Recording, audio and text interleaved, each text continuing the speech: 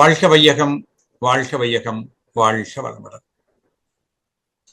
மதிப்பிற்கும் அன்பிற்கும் உரிய பேராசிரிய பெருமக்களே, மனவளக்கலை அன்பர்களே, சகோதரர்களே, சகோதரிகளே, உங்கள் அனைவருக்கும் எனது பணிவான காலை வணக்கங்களை தெரிவித்து மகிழ்கிறேன்.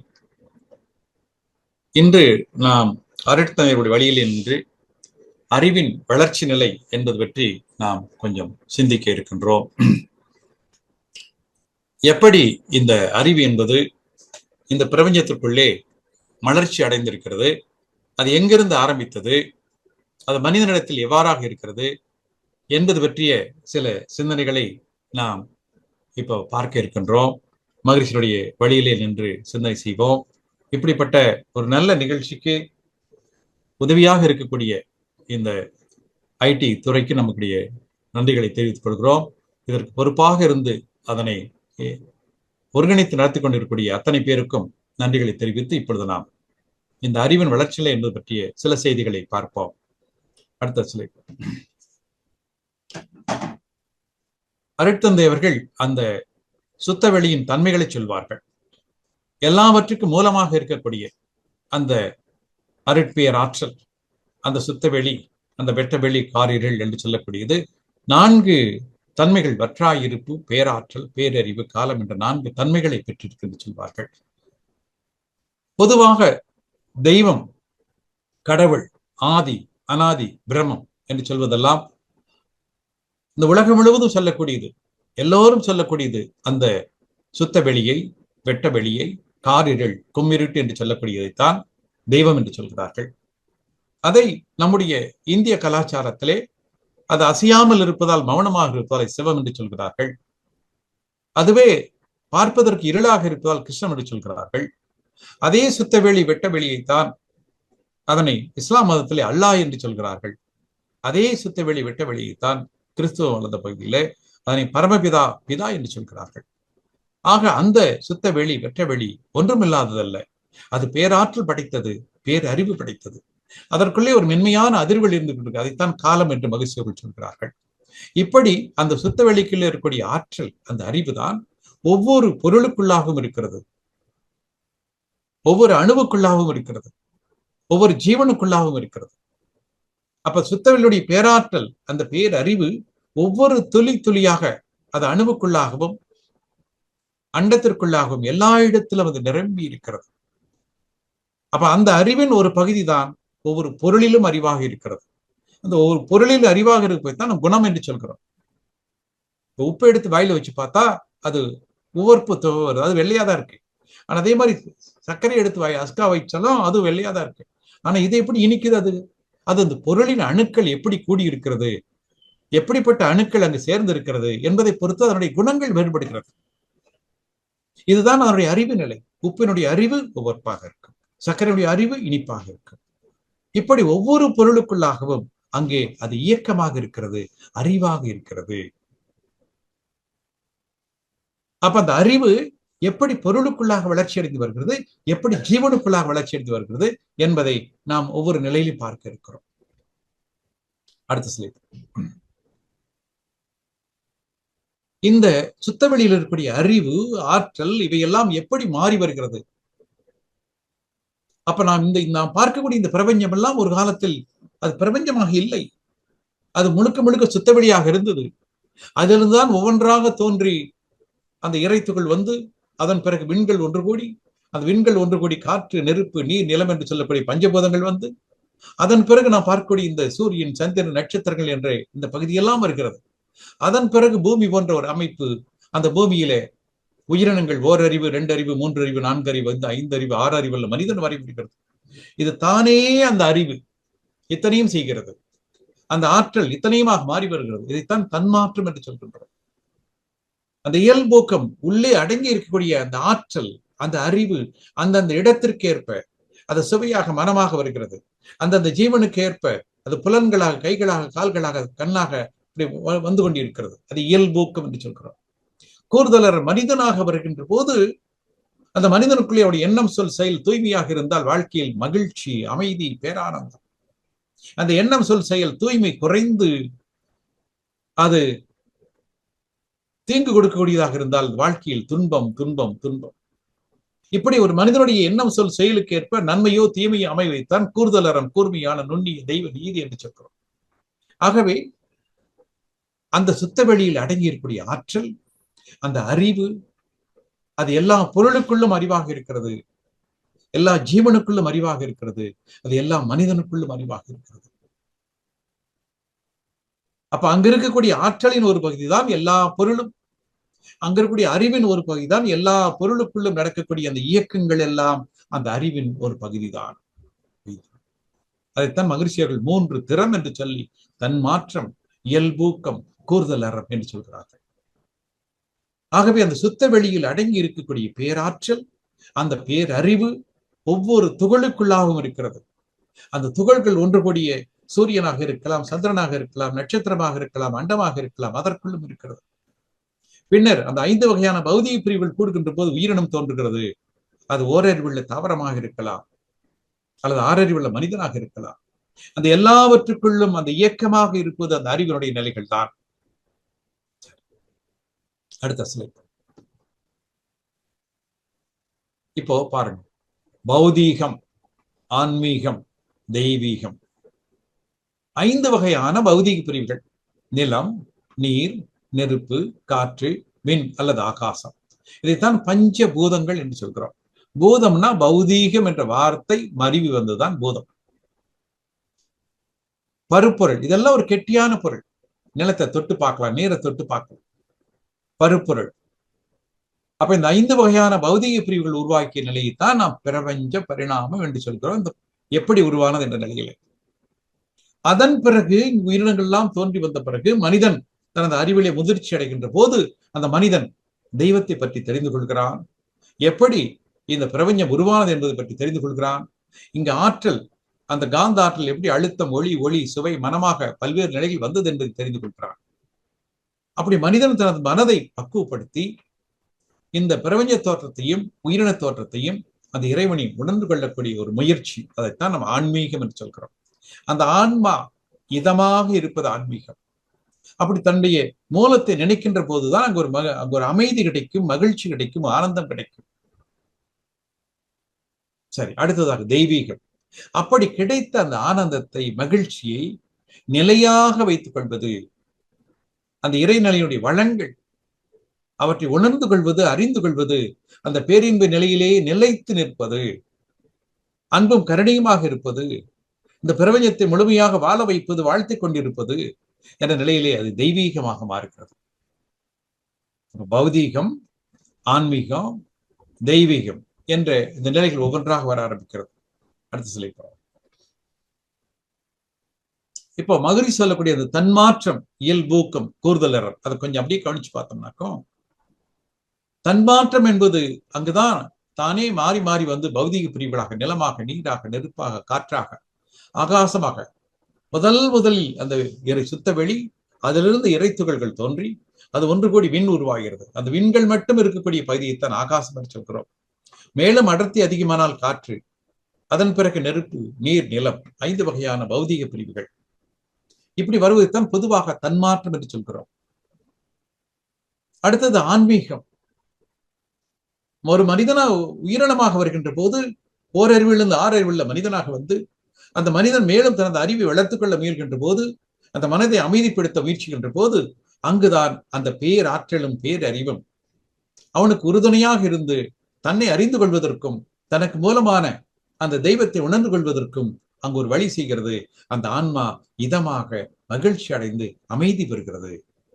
அதான் இயல்பூக்கம், ஆன்மீகம் என்ற நிலையிலே சொல்கின்றோம். தெய்வீகம்.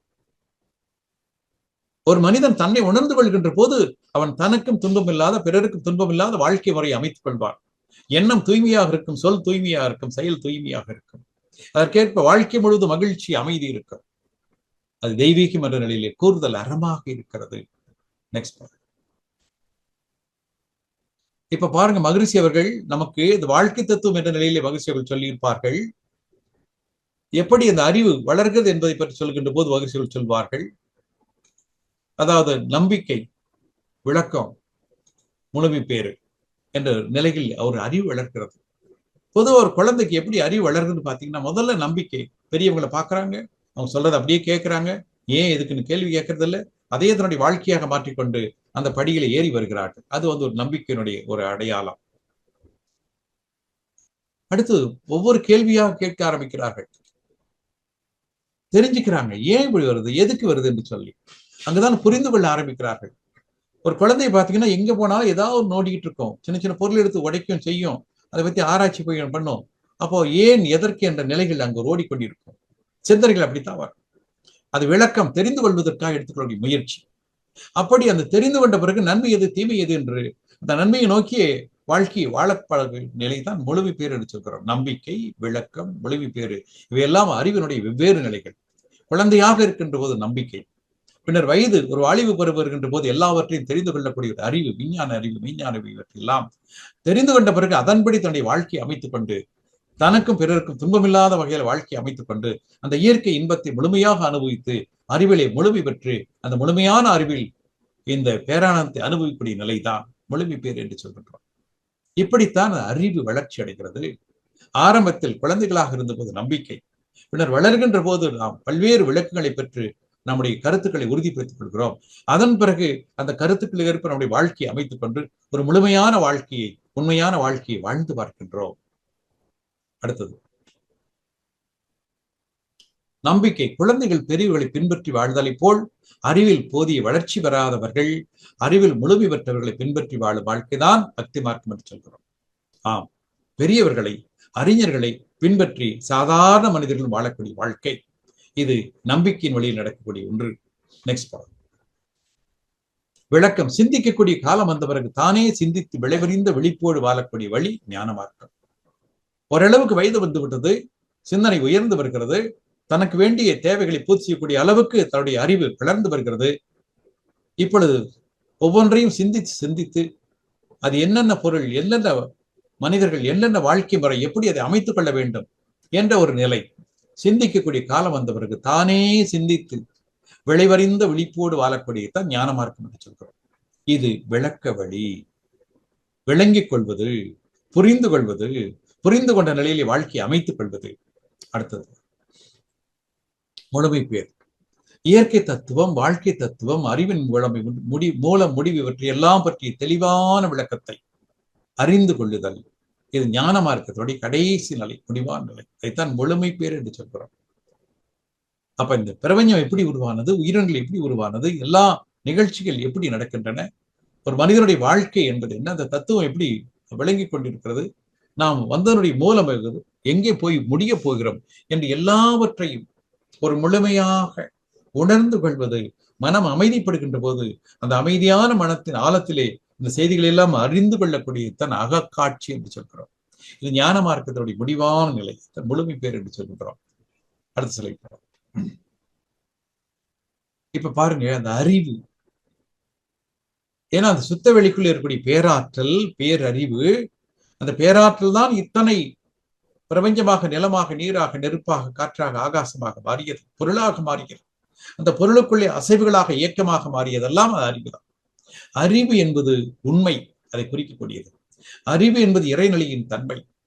அந்த வற்றாயிருப்பு, பேராற்றல், பேரறிவு, காலம் என்று சொல்லக்கூடிய அந்த 4 தரத்தில் ஒன்றுதான் அறிவு என்பது. எந்த பொருளிலும் எந்த நிகழ்ச்சியிலும் அமைந்துள்ள ஒழுங்கமைப்புதான். அதை எப்படி உணர்ந்து கொள்ளலாம்? ஒவ்வொன்றுக்குள்ளும் அந்த அணுக்கள் இயங்கிக் கொண்டிருக்கின்றன, ஓடிக்கொண்டிருக்கின்றன. அந்த இயக்க ஒழுங்கு இருக்கிறது பாருங்கள், அதுதான் அந்த அறிவினுடைய ஒரு வெளிப்பாடு. அடுத்து சொல்லி order of function, everything everywhere consciousness சொல்கிறார்கள். அப்போ ஒவ்வொரு பொருளுக்குள்ளாகவும், ஒவ்வொரு ஜீவனுக்குள்ளாகவும், ஒவ்வொரு செல்லுக்குள்ளாகவும், அணுவுக்குள்ளாகவும் அது இயக்கமாக இருந்து கொண்டிருக்கிறது. அந்த இயக்கத்தில் ஒரு ஒழுங்கு இருக்கிறது, ஒரு நியாயம் இருக்கிறது, ஒரு அர்த்தம் இருக்கிறது. அதைத்தான் நாம் அறிவு என்று சொல்கின்றோம்.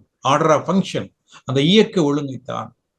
அப்ப சுத்தவெளியில் கூடிய வற்றாயிருப்பு, பேராற்றல், பேரறிவு, காலம் என்ற 4 தன்மைகளும் ஒவ்வொரு இடத்திற்கு ஏற்ப, பொருளுக்கு ஏற்ப, ஜீவனுக்கு ஏற்ப அது ஒன்று சேர்ந்து அந்த அமைப்பை கொடுத்து கொண்டிருக்கிறது. இப்படி அந்த இயக்க ஒழுங்காக இருக்கக்கூடிய ஒன்றைத்தான் ஆர்டர் ஆஃப் ஃபங்க்ஷன் எல்லா இடத்திலும் இருக்கிறது, எல்லா பொருளுக்குள்ளும் இருக்கிறது. அதைத்தான் அறிவு என்று சொல்கிறார்கள். ஆகவேதான் அறிவே தெய்வம் என்று சொன்னார்கள். இந்த தெய்வம் என்பது அரூபமான பொருள், அது அறிவாக இருக்கிறது. அறிவுதான் தெய்வமாக இருக்கிறது, எல்லாவற்றுக்குள்ளும் இருக்கிறது. சிந்தனை செய்ய செய்ய செய்ய செய்ய அந்த சிந்தனை செய்பவர்களுக்கு மேலும் மேலும் மேலும் அந்த அறிவு நிலை கூடிக்கொண்டே இருக்கும். அடுத்த ஸ்லைட். சரி, அறிவு செயல்படக்கூடிய நிலை உண்மை நிலை, படர்க்க நிலை, மேன்மை நிலை, முழுமை நிலை. இது நம்ம நம்முடைய வசதிக்காக அதை பிரித்து வைத்துக் கொள்கிறோம். அறிவு செயல்படக்கூடிய நிலைகளை வைத்துக் கொண்டு உண்மை, படர்க்கை, மேன்மை, முழுமை என்பதை பிரித்து வைத்துக் கொள்கிறோம். அடுத்த விண்ணிற்குள் அடங்கியுள்ள இயக்கமற்ற இருப்பு நிலை. விண்ணுக்குள்ள இறைத்துகள் இருக்கிறது. அந்த இறைத்துகள் சுழன்று கொண்டிருக்கிறது. அந்த இறைத்துகள் நின்று விட்டால் அது சுத்த வழியாக மாறிவிடும். அதற்குள்ளே அந்த பேராற்றலும் பேரறிவும் அடங்கி இருக்கக்கூடிய நிலை. விண்ணிற்குள் அடங்கி இருக்கக்கூடிய இயக்கமற்ற இருப்பு நிலை. ஒவ்வொரு விண்ணுக்குள்ளும் அந்த மையம் இயக்கம் இல்லாமல் இருக்கும். அதற்குள்ள இறைத்துகள் இருக்கும். இறைத்துகளின் மையம் இயக்கம் இல்லாமல் இருக்கும். அங்கு சுத்தவெளி இருந்து கொண்டுதான் இருக்கிறது. அந்த இயக்கமற்ற நிலை, அங்கே சுத்தவெளி அது அறிவாக ஆற்றலாக இருந்து கொண்டிருக்கிறது. அது உண்மை நிலை. சுத்தவெளிதான் உட்பொருள். சுத்தவெளிதான் அங்கே அறிவாக, சுத்தவெளியுடைய பேராற்றல் தான் அங்கே, பேரறிவுதான் அங்கே விளங்கி கொண்டிருக்கிறது. நெக்ஸ்ட். படர்க்கு நிலை. ஆம், அந்த விண்கள் தோன்றிய நிலை பிறகு அதன் பிறகு அதனுடைய அழுத்தத்திற்கேற்ப அழுத்தம், ஒளி, ஒளி, சுவை, மனம் என்று சொல்லி அந்த பஞ்சத்தன் மாத்திரை, அங்கிருந்து வரக்கூடிய காந்த அலைகள் அழுத்தம் அதிகமாகக்கூடிய அளவிற்கு அது ஒளியாக, ஒளியாக, சுவையாக, மனமாக மாறுகின்ற நிலையைத்தான் பஞ்ச தன்மாத்திரை என்று சொல்கிறோம். அந்த ஜீவகாந்த உடல் செல்களில் படர்க்கு நிலை அடைந்து மனமாக இருக்கிறது.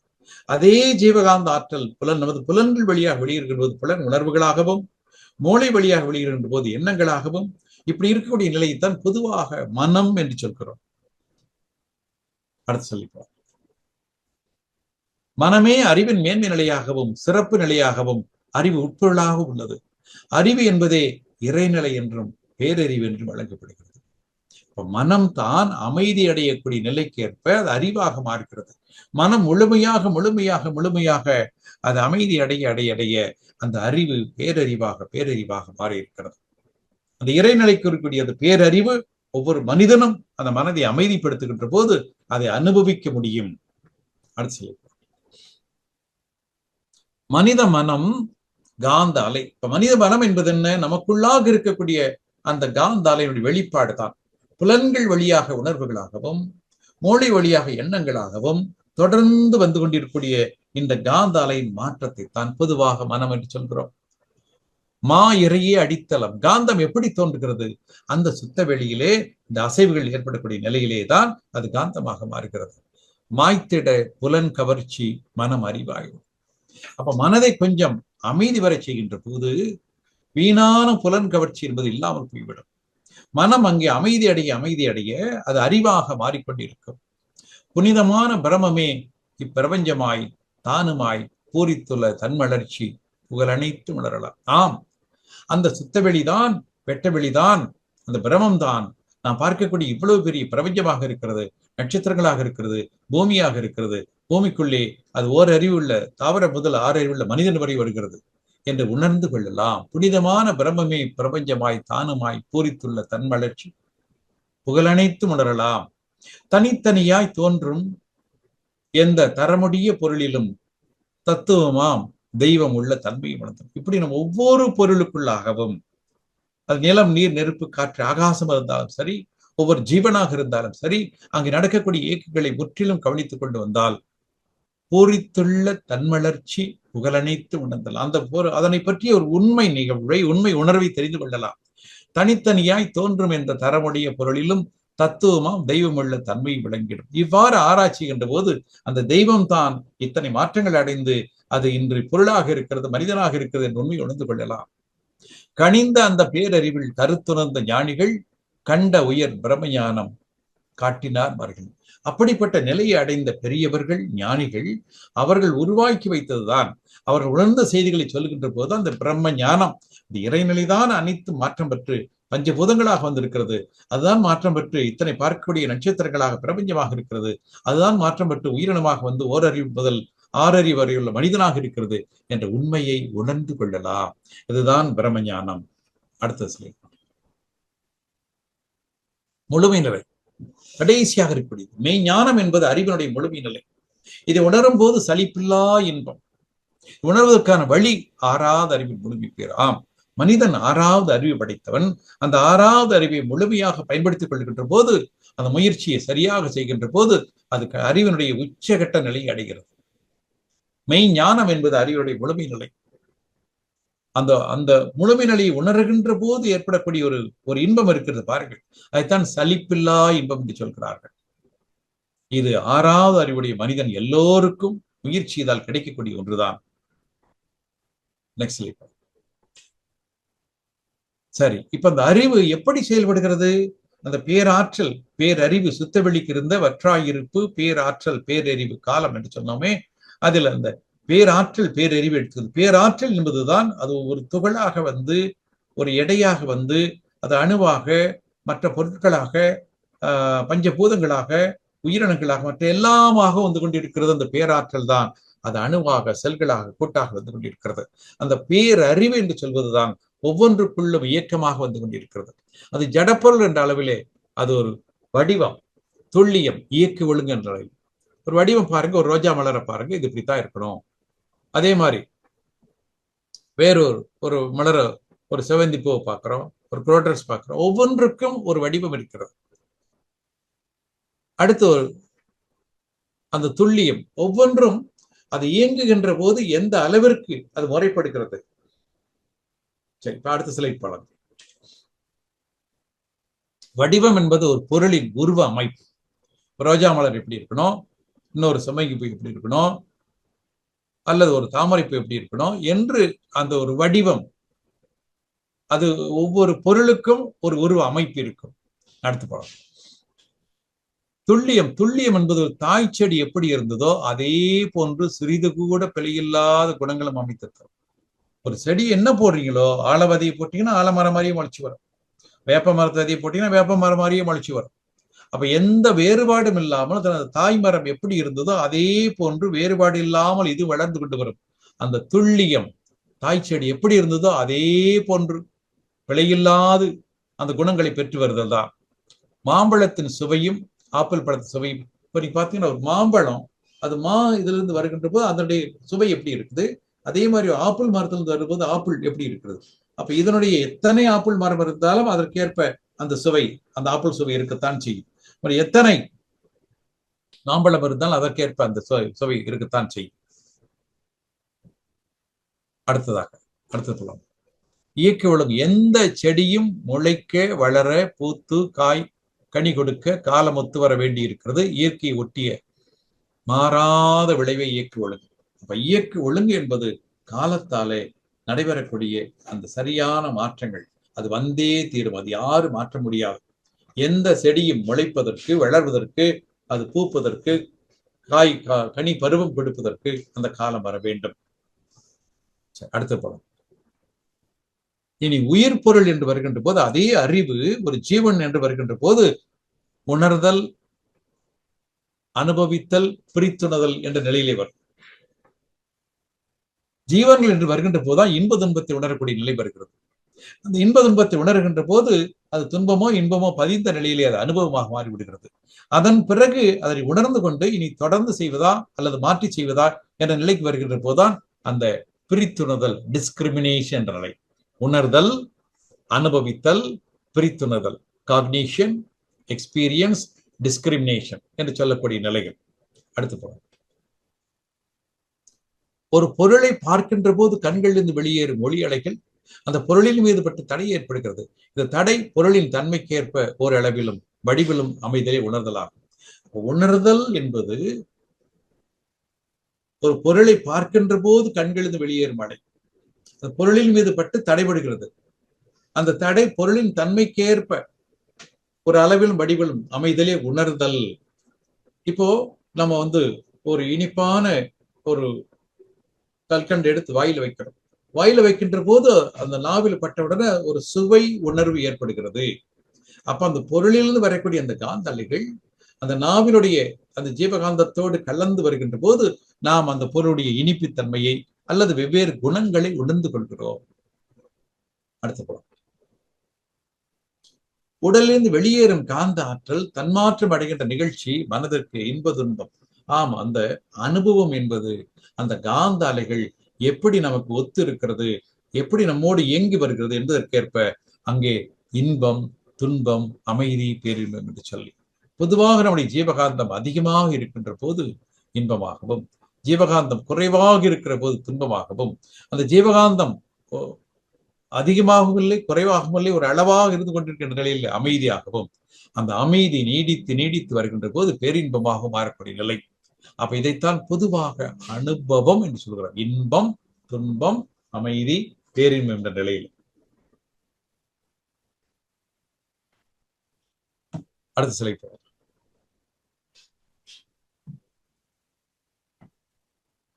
பிரித்துணுதல் என்ற நிலையிலே ஒரு மாம்பழம், அன்னாசி பழம், கொய்யாப்பழம் இவற்றின் இனிப்பு சுவையின் தன்மைகளை கொண்டு இன்னென்ன பழங்கள் என்று பிரித்து உணர்ந்து கொள்தல். ஏன்னா இனிப்பு ஒன்றுதான், ஆனா வெவ்வேறு பழத்தில் வெவ்வேறு மாதிரி வரக்கூடிய நிலையை நாம் உணர்ந்து கொள்கிறோம்.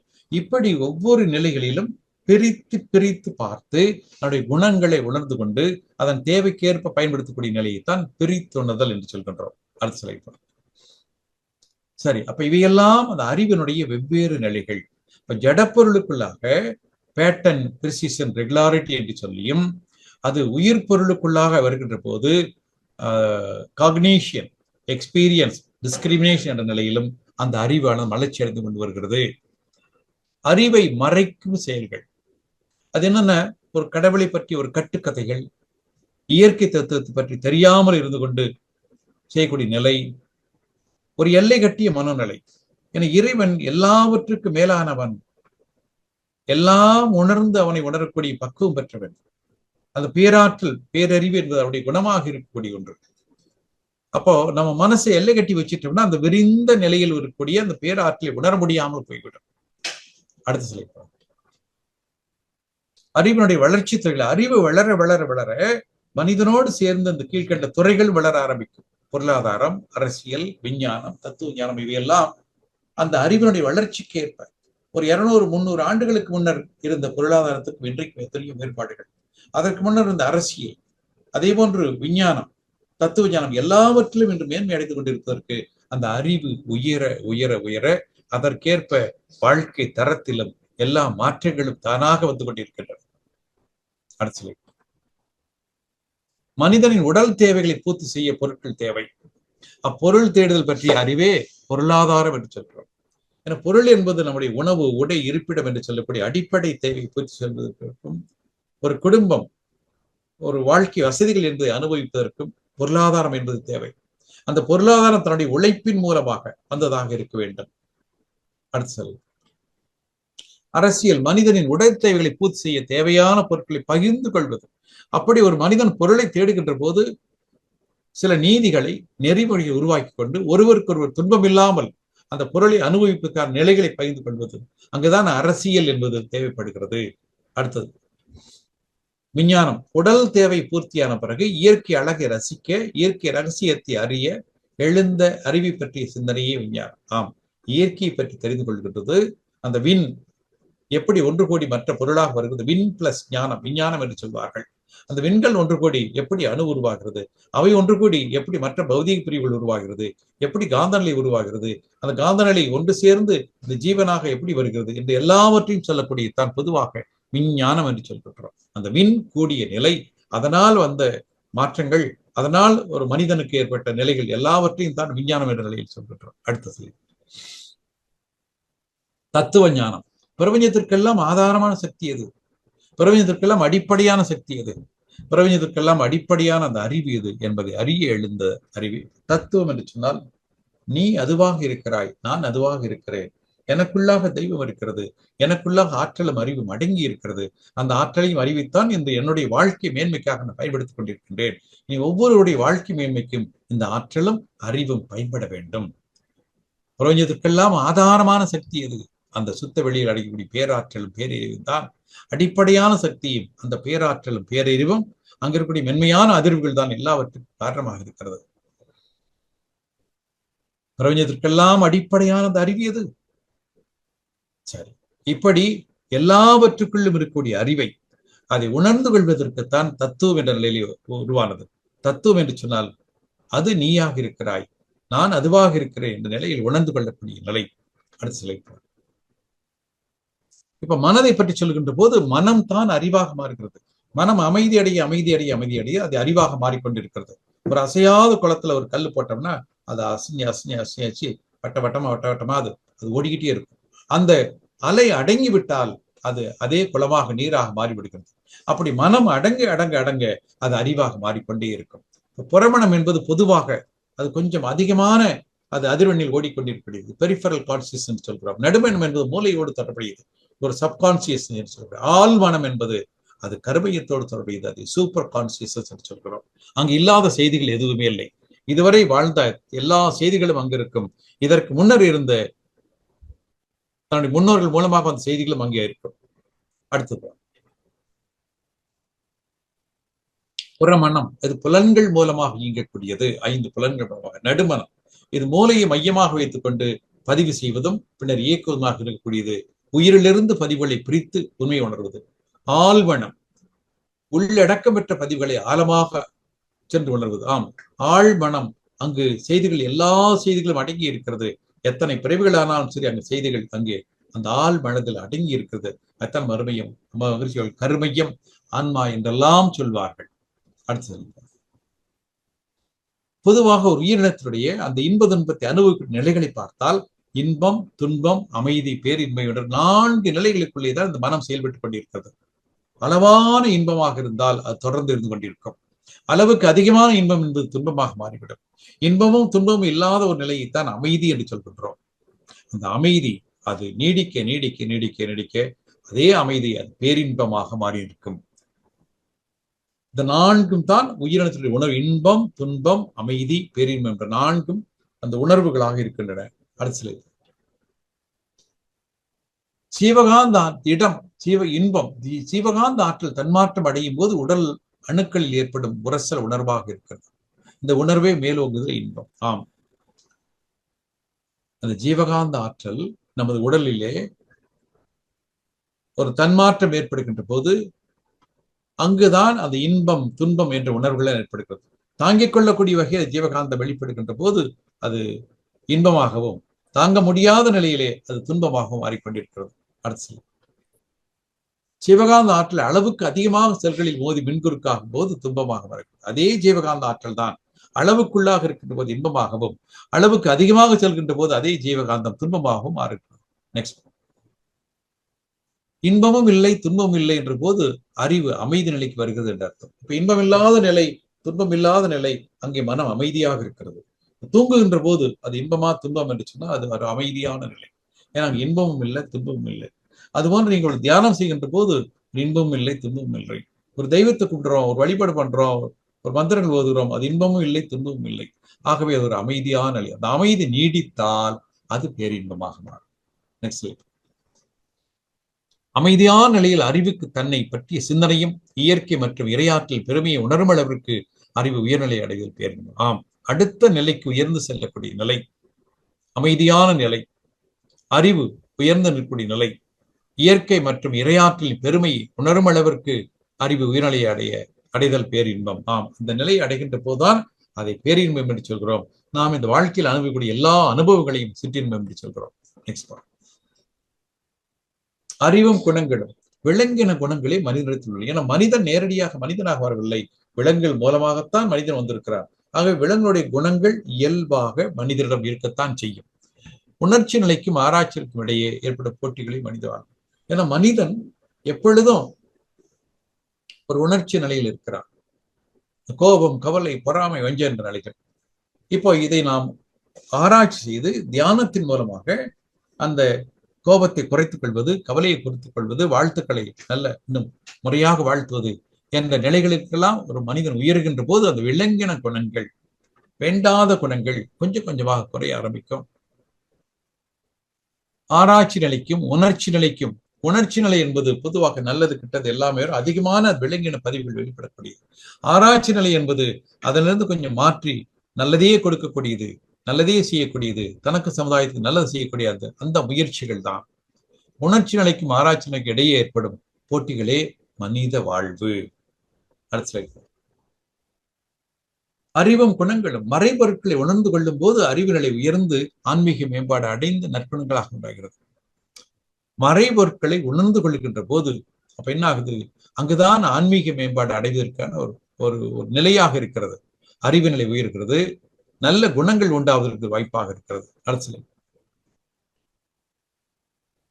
இறைவனும் மனித அறிவு ஒன்றுதான். இறைநிலையின் பேரறிவே மனித இடத்தில் உள்ள 6வது அறிவாகும். ஆம், ஒரு மனிதன் சிந்தனை செய்ய அவனுடைய அறிவு கொடுக்கிறது. மகிழ்ச்சி போன்ற ஞானிகள் அவர்கள் நினைத்த இடத்துல தியானம் பண்ணுவதற்கு, மனதை ஒடுக்குவதற்கு பக்குவ பெற்றவர்கள். அந்த ஒடுங்கிய நிலையிலே அந்த உச்சகட்ட ஆராய்ச்சிக்கு செல்லக்கூடிய பக்குவத்தை பெற்றவர்கள் மகிழ்ச்சி போன்றவர்கள் எல்லாம்.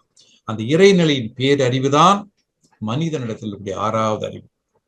அந்த 6வது முழுமை பெற்றவர்கள் தான் மகிழ்ச்சி போன்ற மகான்கள் எல்லாம். நெக்ஸ்ட் அடுத்து இப்ப மனிதன் வளர்ந்து வருகின்ற காலத்தை பார்க்கின்ற போது அவன் இப்படித்தான் அதாவது ஒரு சாதாரண நிலையிலிருந்து கொஞ்சம் கொஞ்சமா ஒரு குரங்கு போன்ற நிலையில் கொஞ்சம் கொஞ்சமாக உயர்ந்து உயர்ந்து உயர்ந்து உயர்ந்து கடைசியிலே அவன் ஒரு மனித நிலை வரை உயர்ந்து வருகிறான். இப்போ இவங்களை பத்தி இந்த அறிவு என்பது பற்றி மற்ற மகான்கள் சொன்ன சில கருத்துக்களை பார்ப்போம். வள்ளுவர் சொன்னதை பார்க்கலாம். அடுத்த சிலை 5 பௌதீக பிரிவுகள் உருவானது. அது நிலம், நீர், நெருப்பு, காற்று, ஆகாசம் என்று சொல்லக்கூடிய 5 வகையான பௌதீக பிரிவுகள். அந்த 5 வகையான பௌதீக பிரிவுகள் 5 வகையான காந்த அலைகள் உருவாக அழுத்தம், ஒளி, ஒலி, சுவை, மனம் என்று சொல்லக்கூடிய 5 வகையான காந்த அலைகள் உண்டாகின்றன. இவையெல்லாம் எப்படி தோன்றுகின்றன, எப்படி உருவாகின்றன? 5 பஞ்சபூதங்களை பார்க்கின்ற போது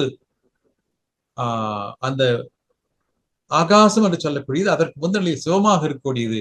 அது மனதிற்கு எட்டுவதில்லை. சிவநிலையை காணும் போது 5 பூதங்கள், அதாவது அதை பற்றி நினைக்கின்ற போது இது வராது, இதை பற்றி நினைக்கின்ற போது அது வராது. நெக்ஸ்ட் ஸ்லைட் பாருங்க. இப்ப பாருங்க, ஒரு நல்ல ஒரு உதாரணம் பாருங்க. ஒரு மரத்தினால ஒரு பொம்மை செஞ்சிருக்கு, யானை பொம்மை செஞ்சிருக்கு. இப்ப நீங்க அந்த பொம்மையை நல்லா காமிச்சு பார்த்தீங்கன்னா ஒரு அழகா இருக்கு. இந்த யானை எப்படி, அதுக்கு அந்த தந்தம் எப்படி வந்திருக்கு, அதனுடைய மூக்கு எப்படி இருக்கு, காது எப்படி இருக்கு, எல்லாவற்றையும் ரசித்து பார்க்கின்ற போது உங்களுக்கு அது மரமாக தெரியவில்லை, யானையாகவே தான் தெரியுது. அதே சமயத்துல ஒரு குழந்தைகிட்ட கொடுத்து விளையாட சொல்றீங்க, அப்ப அதை எடுத்து பார்த்துட்டு இது ஒரு மர பொம்மை நினைச்சுக்கோ. அப்ப அதை பொறுத்த வரைக்கும் அது ஒரு மரம் தான், அது யானை நினைக்காது. மரத்தை மறைத்தது மாமத யானை, மரத்தில் மறைந்தது மாமத யானை, பரத்தை மறைத்தது பார்முதல் பூதம், பரத்தின் மறைந்தது பார்முதல் பூதம். இப்படி திருமூலர் திருமந்திரத்தில் சொல்லி இருக்கிறார்கள். அப்போ இது யானை என்று பார்த்தால் அங்கே மரம் இல்லை, மரம் என்று பார்த்தால் அங்கே யானை இல்லை. இப்படி அந்த அறிவுக்குள்ளாக அவையெல்லாம் மலர்ந்து கிடக்கிறது. அடுத்து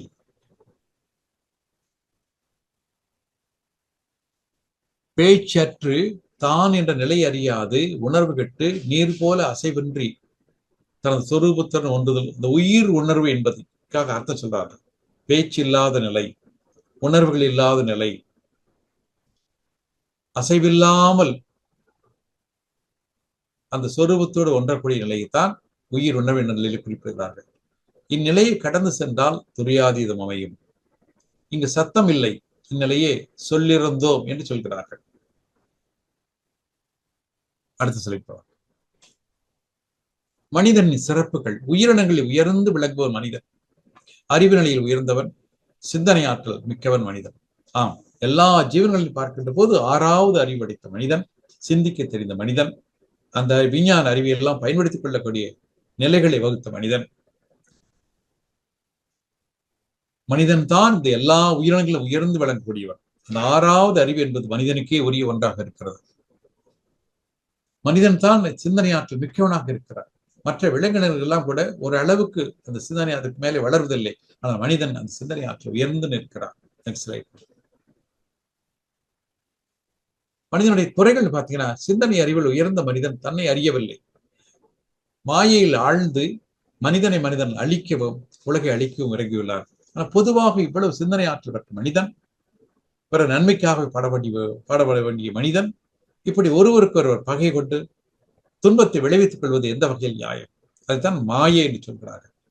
மாயையில் ஆழ்ந்து மனிதனை மனிதன் அழிக்கவும் உலகை அழிக்கவும் இறங்கியுள்ளார். ஆமா, இப்படிப்பட்ட தேவையில்லாத வேலைகளை வைத்துக் கொண்டு மனிதனை மனிதன் துன்புறுத்திக் கொண்டிருப்பார்கள், மற்ற பகுதிகளுக்கு துன்பத்தை விளைவித்துக் கொண்டிருப்பார்கள்.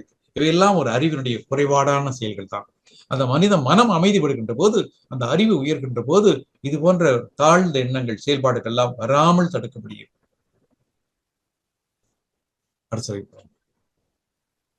பாருங்க, உயிரினங்கள்ல இந்த அறிவு வந்தது பாத்தீங்கன்னா, ஓரறிவு 2 அறிவுல இருந்து வந்தது. தொல்காப்பியத்துல கூட கிட்டத்தட்ட 2500 வருஷத்துக்கு முன்னாடி இந்த தொல்காப்பியத்துல இதை பற்றி ஒரு விளக்கமான ஓரறிவு அதுவே உற்றறிவு அதுவே, 2 அறிவு அதுவே அதனுடைய நாவே, 3 அறிவு அதுவே அதனுடைய மூக்கே, 4 அறிவு அதுவே அவனுடைய கண்ணே, 5 அறிவு அதுவே அவனுடைய செவியே, 6 அறிவு அங்குதான் அந்த மனிதன் பகுத்துணர்ந்து தொகுத்துணர்ந்து தன்னையும் உணர்ந்து இயற்கையை உணர்ந்து நிற்கக்கூடிய நிலையை நம்ம 6வது அறிவு என்று சொல்கிறோம். இப்படித்தான் அந்த அறிவு வளர்கிறது. தொடு உணர்வு என்று சொல்கிறோம். தோல்ல கைப்பட்டா இந்த உணர்வு தெரியும். அடுத்து 2வது அறிவு என்பது சுவை தெரிகின்ற போது 2வது அறிவு, வாசனை தெரிகின்ற போது 3வது அறிவு மூக்கு என்று சொல்கிறோம். அடுத்து கண்கள் வருகின்ற போது வெளிச்சத்தை உணரக்கூடிய தன்மை வருகின்ற போது அது 5 அறிவுள்ள பாம்புகளாக சொல்கிறோம். அடுத்து 6வது அறிவின் நிலை. இவற்றையெல்லாம் மீறி தன்னை பற்றியும் தெரிந்து கொள்வதற்கும் தனது மூலமான இயற்கை பற்றி தெரிந்து கொள்வதற்கும் அந்த இறைநிலையை உணர்ந்து அனுபவிப்பதற்கும் மனிதன் செய்யக்கூடிய முயற்சி தான் அது அந்த 6வது அறிவு நிலையாக வந்து விடுகிறது. நெக்ஸ்ட் 6வது அறிவின் பகுத்தறிவை பெற்ற மனிதன் உணரும் வல்லமை பெற்றவன். எப்பொருள் எத்தனமை தாயினும் அப்பொருள் மெய்ப்பொருள் காண்பது. ஆம், எவ்வளவு படித்தவர்கள் பெரியவர்களாக இருந்தாலும் கூட அந்த சமுதாய போக்கிலே சில தவறுகள் நடந்து கொள்கின்றன. ஆனால் அவையும் சரி செய்ய வேண்டும் என்று சொன்னால் அந்த எப்பொருள் எத்தன்மை தாயினும் அப்பொருள், அப்போ ஒவ்வொரு பொருளையும் நாம் ஆராய்ச்சி செய்து அதனுடைய மூலம் என்ன, முடிவு என்ன, எப்படி அது பயன்படக்கூடியதை அமைத்துக் கொள்ள முடியும் என்ற சிந்தனையெல்லாம் ஒரு மனிதனுக்கு வேண்டும். அடுத்து உலகில் காணும் பொருட்கள் 2 வகையா பிரிக்கலாம்னு சொல்றாங்க. இயங்கும் பொருள், இயங்காத பொருள். அப்படி 2 வகையாக பிரிக்கலாம். எதுவெல்லாம் இயக்கத்தில் இருக்கக்கூடியது, எதுவெல்லாம் இயங்காது. பிறப்பெண்ணும் பேதம் இணைங்க சிறப்பெண்ணும் செம்பொருள் காண்பதறிவாம். ஒவ்வொரு மனிதனும் அந்த இயற்கையில் அடங்கியிருக்கக்கூடிய அந்த அறிவை, அந்த பேராற்றலை, அந்த நுட்பத்தை, அந்த நுணுக்கத்தை அவன் தெரிந்து கொள்வது அவனுக்கு மேன்மை கொடுக்கக்கூடியது ஒன்றாகும். பிறப்பு என்னும் பேதம் இணைங்க, ஆகவே நம் பிறவி நிலைகளிலிருந்து விடுபட வேண்டும் என்று சொன்னால் சிறப்பு என்னும் செம்பொருள் காண்பது. ஆம், அந்த இறைநிலையின் தன்மைகளை உள்ளதை உணர்வாரை உணர்ந்து கொண்டு அதோடு ஒத்து உதவி வாழ வேண்டிய நிலைகளை அமைத்துக் கொள்வது, அதைத்தான் செம்பொருள் காண்பது அறிவு என்ற நிலையிலே வள்ளுவர் குறிப்பிடுகின்றார். அடுத்த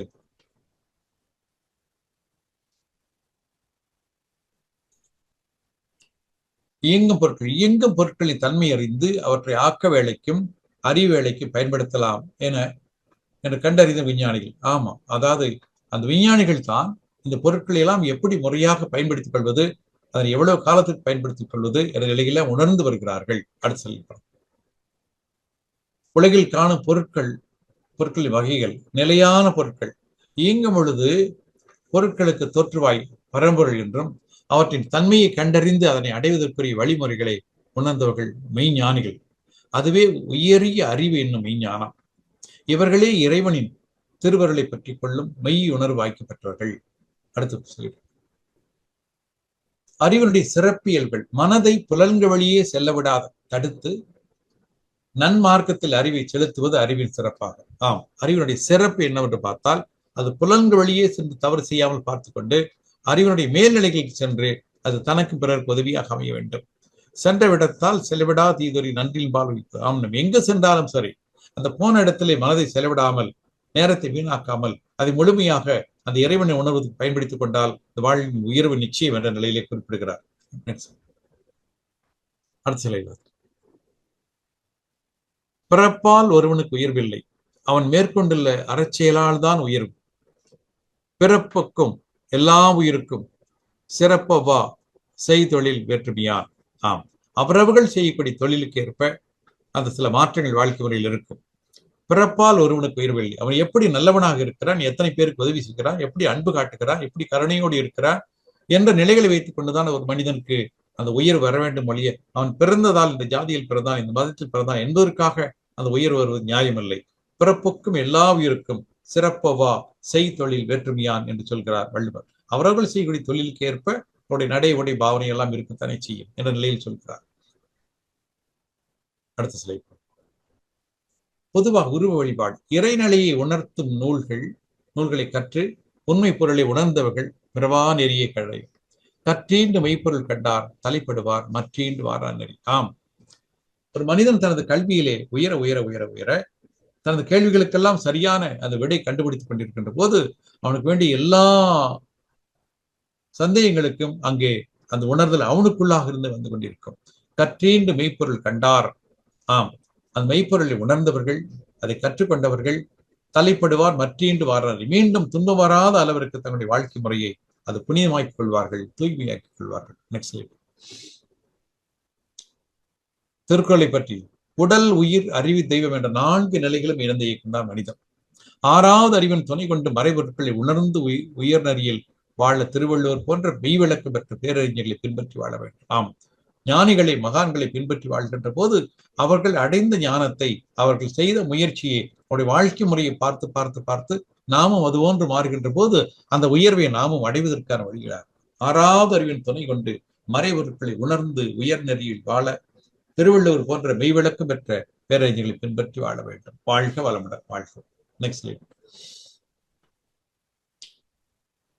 உயிரின் இடமாற்றம். உயிரின் விரைவை இடமாற்றி அமைக்கும் ஆற்றல் ஆசானுக்கே உண்டு. இதன் மூலம் வினை தூய்மை மன தூய்மை ஏற்பட்டு வீடு பேர் என்ற பேரின்பம் குருவின் மூலம் மனிதனுக்கு கிடைக்கிறது. தனக்குமே இல்லாதான் தாள் சேர்ந்தார் கல்லால் மனக்கவலை மாற்றலார்.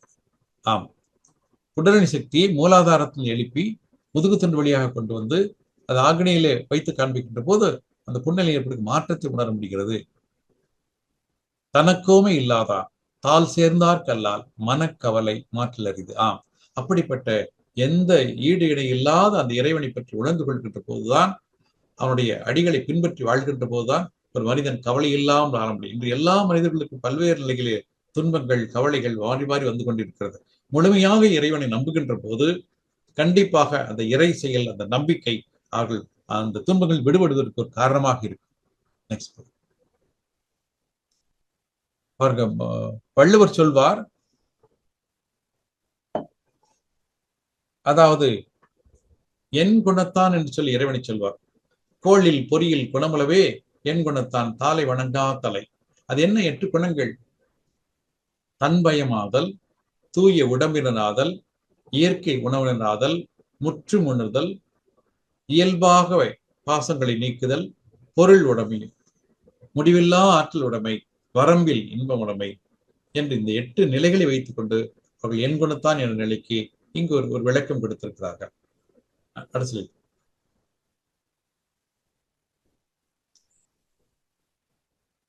திருக்குறள் பார்த்தீங்கன்னா முதல் குறள் அகர முதல எழுத்தெல்லாம் ஆதி பகவன் என்று வரும். அந்த முதல் நிலை ஆதியாக குறிப்பிடக்கூடிய நிலை. எழுத்துக்களுக்கு அடிப்படையாது அகரம். எந்த மொழி எடுத்துட்டாலும் முதல் பார்த்தீங்கன்னா ஆ வரும், ஏ வரும். அது போன்ற உலகத்திற்கு அடிப்படை கடவுள். கடவுள் எப்படி இருக்கிற? அறிவுமயமானவர்.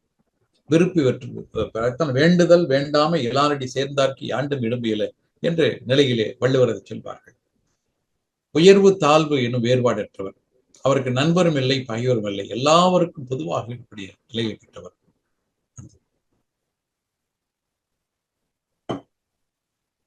அடுத்து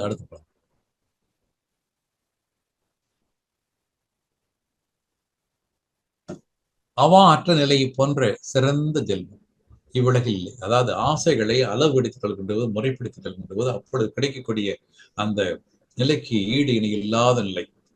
அப்படி நிலையைத்தான் ஒரு வீடு பேர் அடையக்கூடிய பேரின்பத்தை அடையக்கூடிய நிலை என்று சொல்கிறார். சரி, வள்ளலார் சொல்றதை நம்ம கொஞ்சம் சீக்கிரம் பார்த்துறோம். நேரம் அதிகம், சீக்கிரம் பார்த்துருவோம். வள்ளலார் சொல்வார், தன்னை அறிந்து இன்பம் வர வெண்ணிலாவே, ஒரு தந்திரம் நீ சொல்ல வேண்டும் வெண்ணிலாவே. பாருங்க, ஒரு மனிதன் தன்னை முழுமையாக உணர்ந்து கொள்கின்ற போது தனக்குள்ளே இருக்கிற தெய்வத்தன்மை, அந்த ஆற்றலை உணர்ந்து கொள்கிறார். அப்பொழுது அவனுக்கு கிடைக்கக்கூடிய இன்பத்திற்கு அளவே இல்லை. இதைத்தான் பேரின்பம் பரமானந்தம் என்று சொன்னார்கள். புலன்கள் மூலம் கிடைக்கக்கூடியதெல்லாம் இது ஒரு சிற்றின்பம், புலனின்பம் என்ற நிலையில் நிற்கக்கூடியது. தன்னை அறிதல் சுய சோதனை. தன்னை அறிந்து கொண்டவரே ஜீவன் முக்தர். தானும் பிரமும் ஒன்றுதான் என்று உணரக்கூடிய நிலை. அடுத்த நிலை பார்ப்போம். இங்கு வள்ளலார் சொல்லக்கூடிய நிலையை பாருங்கள். ஏன்னா இது அறிவினுடைய ஒரு உயர்ந்த நிலை. சாகா தலை, வேகா கால், போகா புனல் என்று சொல்வார்கள். அப்ப சுத்த வெளி அது அது இறைவனாக இருக்கக்கூடியது, இறைநிலையாக இருக்கக்கூடியது, தெய்வமாக இருக்கக்கூடியது, அது மாறாதது, அழிவில்லாதது. சாகா தலை. வேகாக்கால் என்பது இறைநிலையிலிருந்து பிறந்த விண்துகள். அந்த விண் துகள்கள், இறை துகள், விண் இவையெல்லாம் இருக்கிறதே, அது அது என்ன நம்ம அதை சூடு பண்ணாலும் சரி, வெப்பப்படுத்தினாலும் சரி, அதுல பெரிய மாற்றம் இல்லை. அதுதான் அனைத்து மாற்றங்களுக்கும் காரணமாக இருக்கிறது. அது ஒன்று கோடிதான் இறைத்துகள், ஒன்று கோடி விண் இருக்கிறது, விண்கள் ஒன்று கோடி காற்று, நெருப்பு, நீர், நிலம் என்று இருக்கிறது. எல்லாவற்றுக்கும் காரணமாக இருக்கக்கூடிய ஒன்று அது. பொகா புனல், அந்த விண்துகள் வெளிப்பாடான காந்தம், அந்த இறைத்துகள் சுழல்கின்ற போது வெளிப்படக்கூடிய காந்த அலைகள், விண்ணிலிருந்து வரக்கூடிய விண்காந்தம், வான்காந்தம் என்று சொல்லக்கூடியது. அதையே நம்முடைய ஜீவன்களிலிருந்து வரக்கூடிய ஜீவகாந்தம் என்று சொல்லக்கூடியது. இது ஒரு போகா புனல் என்பது அந்த துகளில் வெளிப்படக்கூடிய காந்த அலையை குறிக்கக்கூடியது. அது எல்லா இடத்துக்கும் பரவக்கூடியது, அனைத்துமாக மாறக்கூடியது, அனைத்து செய்திகளையும் அடக்கமாக இருக்கக்கூடியது, வாய்வு பொருளாக இருக்கக்கூடியது. அடுத்த ஸ்லைடு.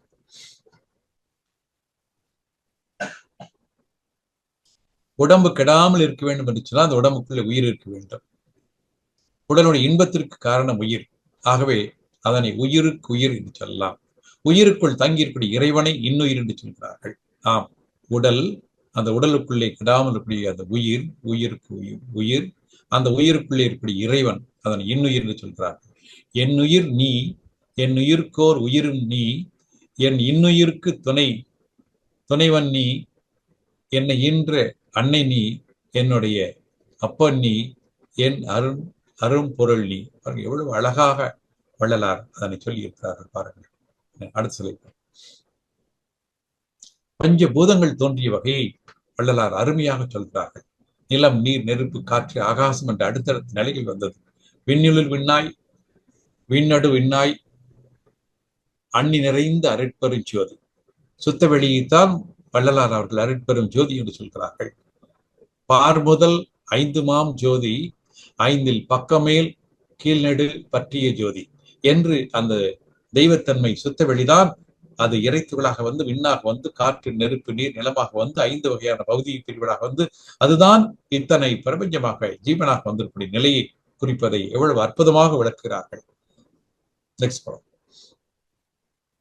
பொதுவாக ஒரு மனிதன் அறிவை உணர்ந்து அறிவிலை உயர வேண்டும் என்று சொன்னால் அவன் மும்மலங்களை, அது ஆணவம், கண்மம், மாயை என்று சொல்லக்கூடிய அதை தடுக்கக்கூடிய அந்த இருளை அதை மாய்த்து விட வேண்டும். அப்பொழுதுதான் அந்த அறிவினுடைய உயர்ந்த நிலைக்கு செல்ல வேண்டும். அந்த அறிவை உயராமல் தடுப்பதற்கு காரணம் அந்த மும்மலங்கள். அடுத்து சரி, அடுத்த படம். சரி, வள்ளலார் இவற்றையெல்லாம் உணர்ந்த போதும் கூட அவர் சொன்ன தத்துவங்களை உடனடியாக மக்கள் ஏற்றுக்கொள்ளவில்லை. ஆக அவர்களுக்கு ஒரு மன வருத்தம் இருந்தது. கடைபிடித்தேன், கொள்வார் இல்லை என்று ஒரு வருத்தத்தோடு சொல்கிறார். இந்த பிரபஞ்சம் பஞ்சபூதங்களால் ஆனது. பஞ்சபூதங்களுக்கு முன்னிலையும் கடைசி நிலையும் பரம்பொருள், சுத்த வெளி. கடைநிலையான இந்த பரம்பொருளே மனிதன் சேர வேண்டிய இடம். இந்த இறை அனுபவத்தை வள்ளலார் விளக்கியும் பொதுவாக அன்று இருக்கக்கூடிய மக்கள் ஏற்றுக்கொள்ளவில்லை. ஆகவே கடைவரித்தேன், கொள்வார் இல்லை என்று வருத்தத்தோடு வள்ளலார் சொன்னார். ஆனால் அதே நிலையைத்தான் அருட்தந்தை வேதாந்திரி மகிழ்ச்சி அவர்கள் அதனை மனவளக்கலை யோகா என்ற நிலையிலே உலக சமுதாய சேவாசங்கம் என்பதன் மூலமாக அதை அற்புதமாக அதனை விளக்கினார்கள். இன்று விளங்கிக் கொண்டவர்கள் 1000 பேர் இருக்கிறார்கள். லட்சக்கணக்கான மக்கள் இதில் இருக்கிறார்கள் என்று அவர்கள் எல்லாம் உணர்ந்து கொண்டு அந்த அறிவை உயர்ந்த நிலையில் இருந்து சிந்திக்கக்கூடிய மக்களாக மாறி வருகிறார்கள். அந்த அறிவுடைய வளர்ச்சியை உணர்ந்திருக்கிறார்கள்.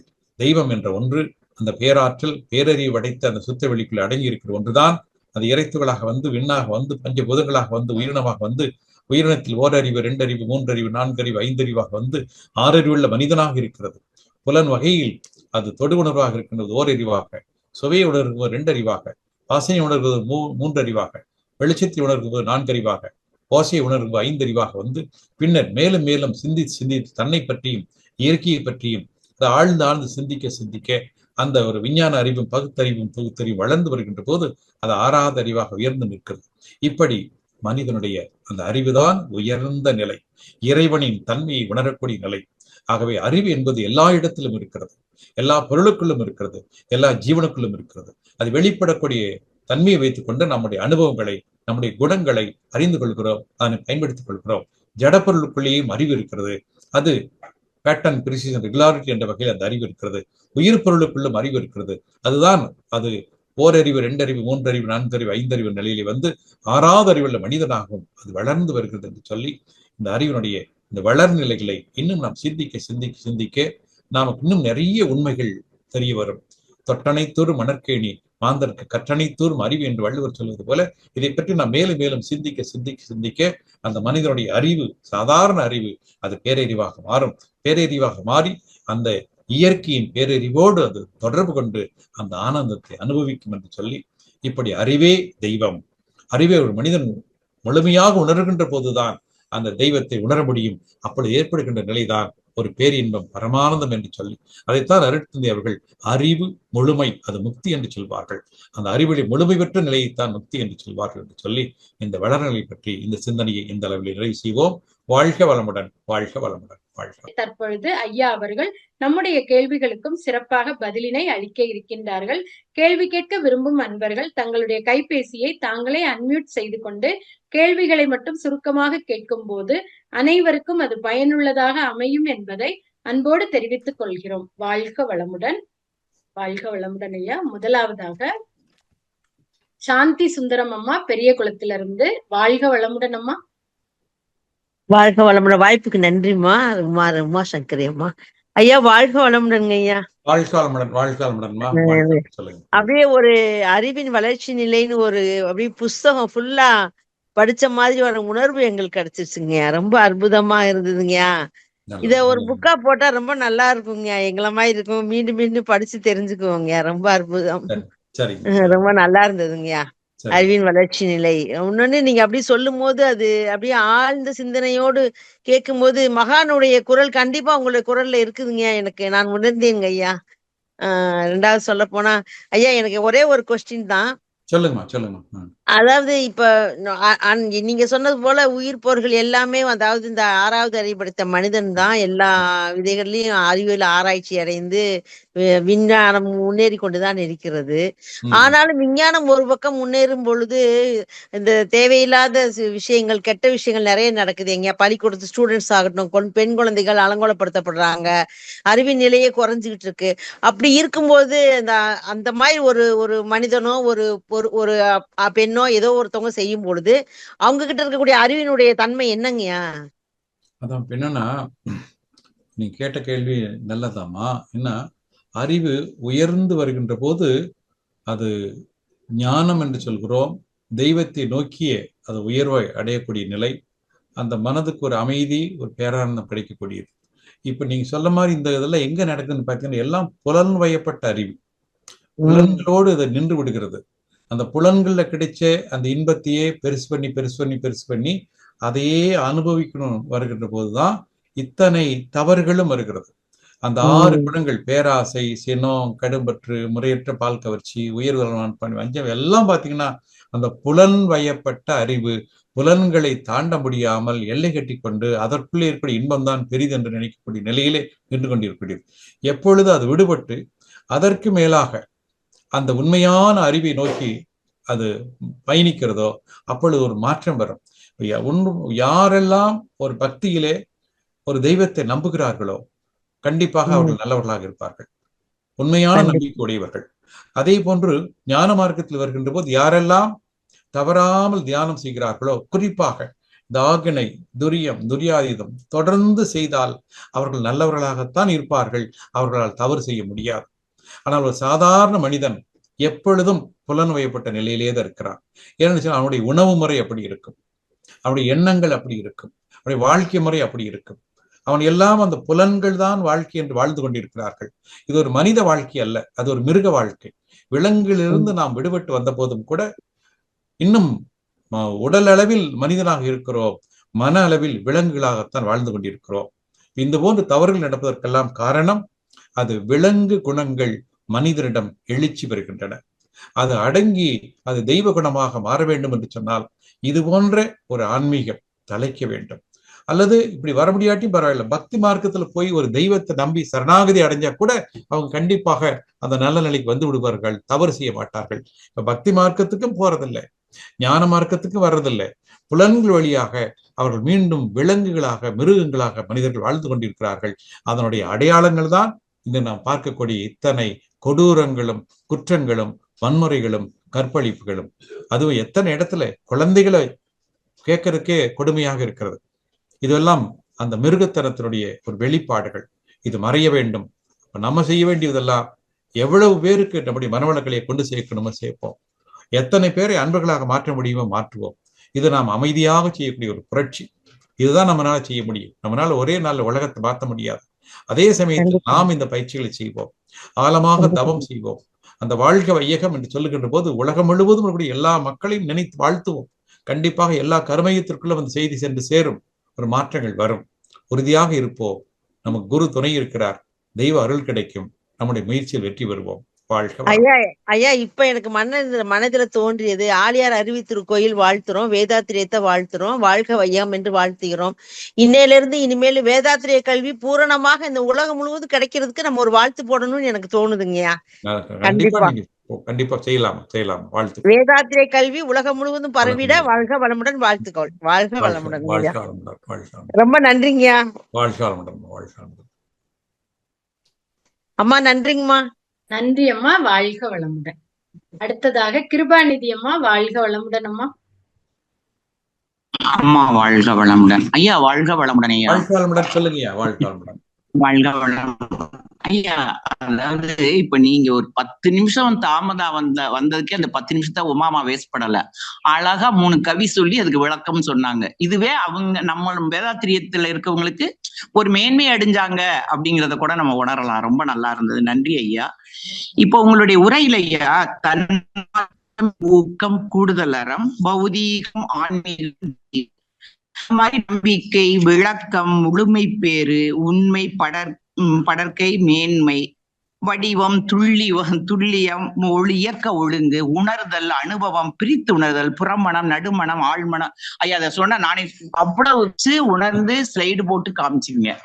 ஆனா ஐயா இது எல்லாமே இந்த 3வது நிலை மனிதனுடைய தெய்வீகம், கூடுதல் அறம், இதெல்லாம் நம்ம அடைஞ்சிட்டோம்னா நமக்கு அமைதியா இருக்கலாம். எதையும் ஐம்புலன்கள் எல்லாமே நீங்க சொன்னது புரிஞ்சதுயா. ஆனா அந்த நீடித்த அமைதிக்கு வந்தவன் பின்னாடி போவானா? இப்ப ஏன் இப்படி இவ்வளவு, இப்ப நம்ம இவ்வளவு 800 கோடியில நம்ம 1 கோடி தான் இருக்கோம் அப்படிங்கல இந்த நீடித்த அமைதிக்கு வந்தவன் திருப்பி போயிடுவானா? இல்லையா அந்த மனிதன் சிந்தனையில் தேறி உயர்ந்த மனிதன் மறுபடியும் கொஞ்சம் நம்மளை தாழ்த்திக்கிட்டுருவானோ? அது மாதிரி இப்ப நீங்க சொன்னீங்க ஐயா, ஆழ்மனம் கருமைய தொடர்போடு உடையது. இப்ப கருமைய சுத்தமா இருந்தா யாருக்குமே இது கிடையாது. அப்படிங்கிற அந்த நல்ல தூய்மை அடைஞ்சவன் கூட மறுபடியும் எதையும் சேர்த்துருவானோ? அதாவது மனிதனுடைய நிலை மாறுபடாமல் அப்படியே இருக்குமாயா? அது மகான்களுக்கு மட்டும்தான் உண்டா, இல்ல நமக்கும் உண்டா ஐயா? ஏன்னா நமக்கு இப்ப நல்லா இருக்கும். ஆழியார்ல இப்ப நான் 1 வாரம் இருந்தையா, வீட்டுக்கு வந்தோடனே ஆழியாரே நினைச்சுட்டு இருந்தா கூட சில சமயம் நமக்கு கோபம் வந்துருது.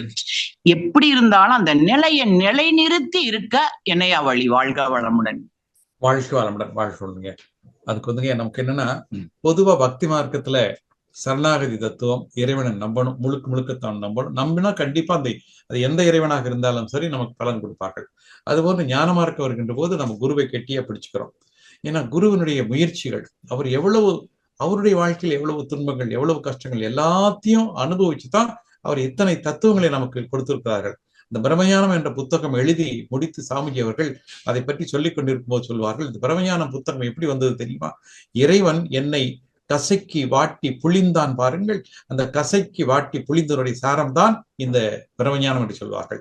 அப்படி ஞானிகளை கூட இறைவன் துன்பத்தை கொடுத்து அந்த துன்பத்தின் மூலமாக அனுபவங்களை பெற வைத்து அந்த அனுபவங்களை இந்த மக்களுக்கு சாதகமாக கொடுக்கக்கூடிய வகையில் கொண்டு வருகிறார்கள். அப்படி அந்த இறைவன் எல்லா இடத்திலும் அவன் தன்னுடைய செயலை செய்து கொண்டிருக்கிறான். ஆனால் ஆங்காங்கு சில குற்றங்கள் வந்து கொண்டுதான் இருக்கிறது. இருந்தாலும் நம்முடைய ஒரு தொடர் முயற்சி, சில துன்பங்களை நாம் அனுபவித்தாலும் கூட ஒரு தொடர் முயற்சி, எப்படியாவது இந்த சமுதாயத்திற்கு இந்த நன்மையை கொண்டு சேர்க்க வேண்டும் என்று ஒரு முயற்சி செய்வோம்.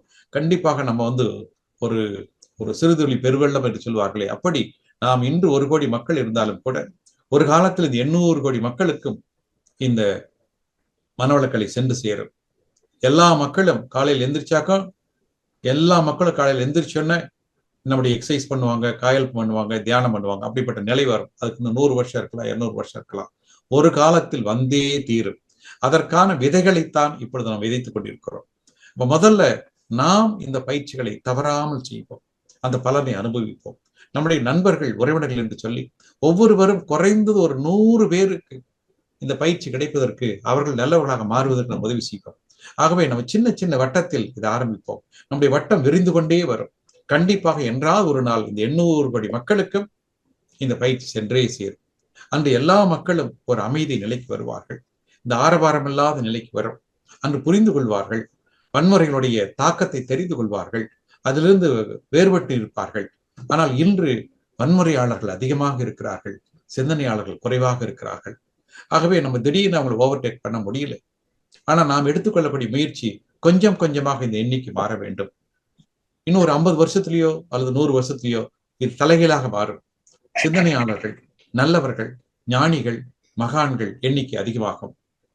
அப்ப கண்டிப்பாக இந்த நிகழ்வு உலகம் முழுவதும் சென்று சேரும். எல்லா மக்களும் அதை அனுபவிப்பார்கள். அன்னைக்கு நம்ம இருக்கலாம், இல்லாம இருக்கலாம். ஆனால் இன்று நாம் எடுத்துக்கொள்ளக்கூடிய முயற்சி கண்டிப்பாக எதிர்காலத்தில் இந்த உலகம் முழுவதும் கூடிய மக்கள் ஒரு அமைதியை, ஆனந்தத்தை அனுபவிப்பதற்கு அது வழி செய்ய முடியும். வாழ்க வளமுடன். வாழ்க வளமுடன். நீங்க சொன்னதே இப்ப எல்லாம் பரவுனது மாதிரி ஒரு ஆனந்தமா. நன்றிமா உமாமா, நன்றி. நன்றி அம்மா. வாழ்க வளமுடன். வாழ்க வளமுடன். அடுத்ததாக கவிதா கோவிந்தராஜன் அம்மா. வாழ்க வளமுடன் அம்மா. வாழ்க வளமுடன் அம்மா. வாழ்க வளமுடன் ஐயா.